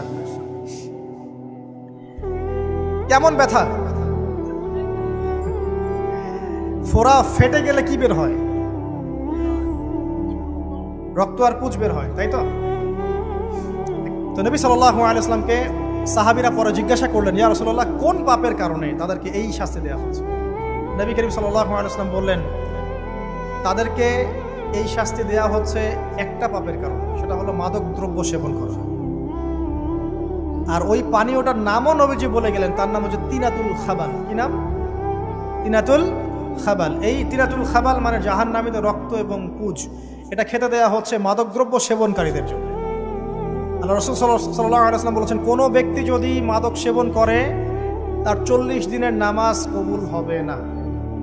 সে যদি আবার তওবা করে ফিরে আসে, আল্লাহ পাক মাফ করে দিবেন ইনশাআল্লাহ। যদি আবারও মাদক খায়, আবার 40 দিনের নামাজ কবুল হবে না। তারপর যদি আবার তওবা করে, আবার আল্লাহ মাফ করে দিবেন ইনশাআল্লাহ। তারপর যদি আবার মাদক খায়, আবার 40 দিনের নামাজ কবুল হবে না। তারপর যদি আবার তওবা করে, আবার আল্লাহ মাফ করে দেবেন। তারপরে যদি আবার মাদক খায়, তখন আল্লাহ রাব্বুল আলামিন তাকে তিনাতুল খাবাল পান করান। প্রিয় ভাইরা, আপনারা মুসলিম না? আমরা মুসলিম না? মুসলিম যুবকদের সবচেয়ে সেরা অস্ত্র হচ্ছে ঈমান এবং নৈতিকতা। অন্যরা জাহিলিয়াতের স্রোতে ভেসে যাক, মুসলিম তরুণরা কখনো জাহিলিয়াতে যাবে না ইনশাআল্লাহ। আমার সাথে ওয়াদা করেন যে কোনো প্রকার মাদক দ্রব্যের সাথে সংশ্লিষ্ট থাকবেন না। একটা সিগারেটেও কখনো টান দিবেন না, কারণ সিগারেটটা কি? সিগারেট আপনাকে আস্তে আস্তে অন্য মাদকের দিকে নিয়ে যাবে। সিগারেট খাওয়া শিখেছিস, এখন গাঁজাও খা। গাঁজা খাওয়া শিখলে এখন ওটা খা, এই করতে থাকে। এক পর্যায়ে আপনি এখান থেকে আর বের হতে পারবেন। এখানে আপনার দেহের ক্ষতি, আপনার মস্তিষ্কের ক্ষতি, আপনার পরিবারের ক্ষতি। এমন আপনি যদি পরবর্তীতে গিয়ে পরিবার গঠন করতে চান, আপনি সুখী পরিবারও গঠন করতে পারবেন না, কারণ ভিতর থেকে আপনি নিজেকে শেষ করে ফেলছেন।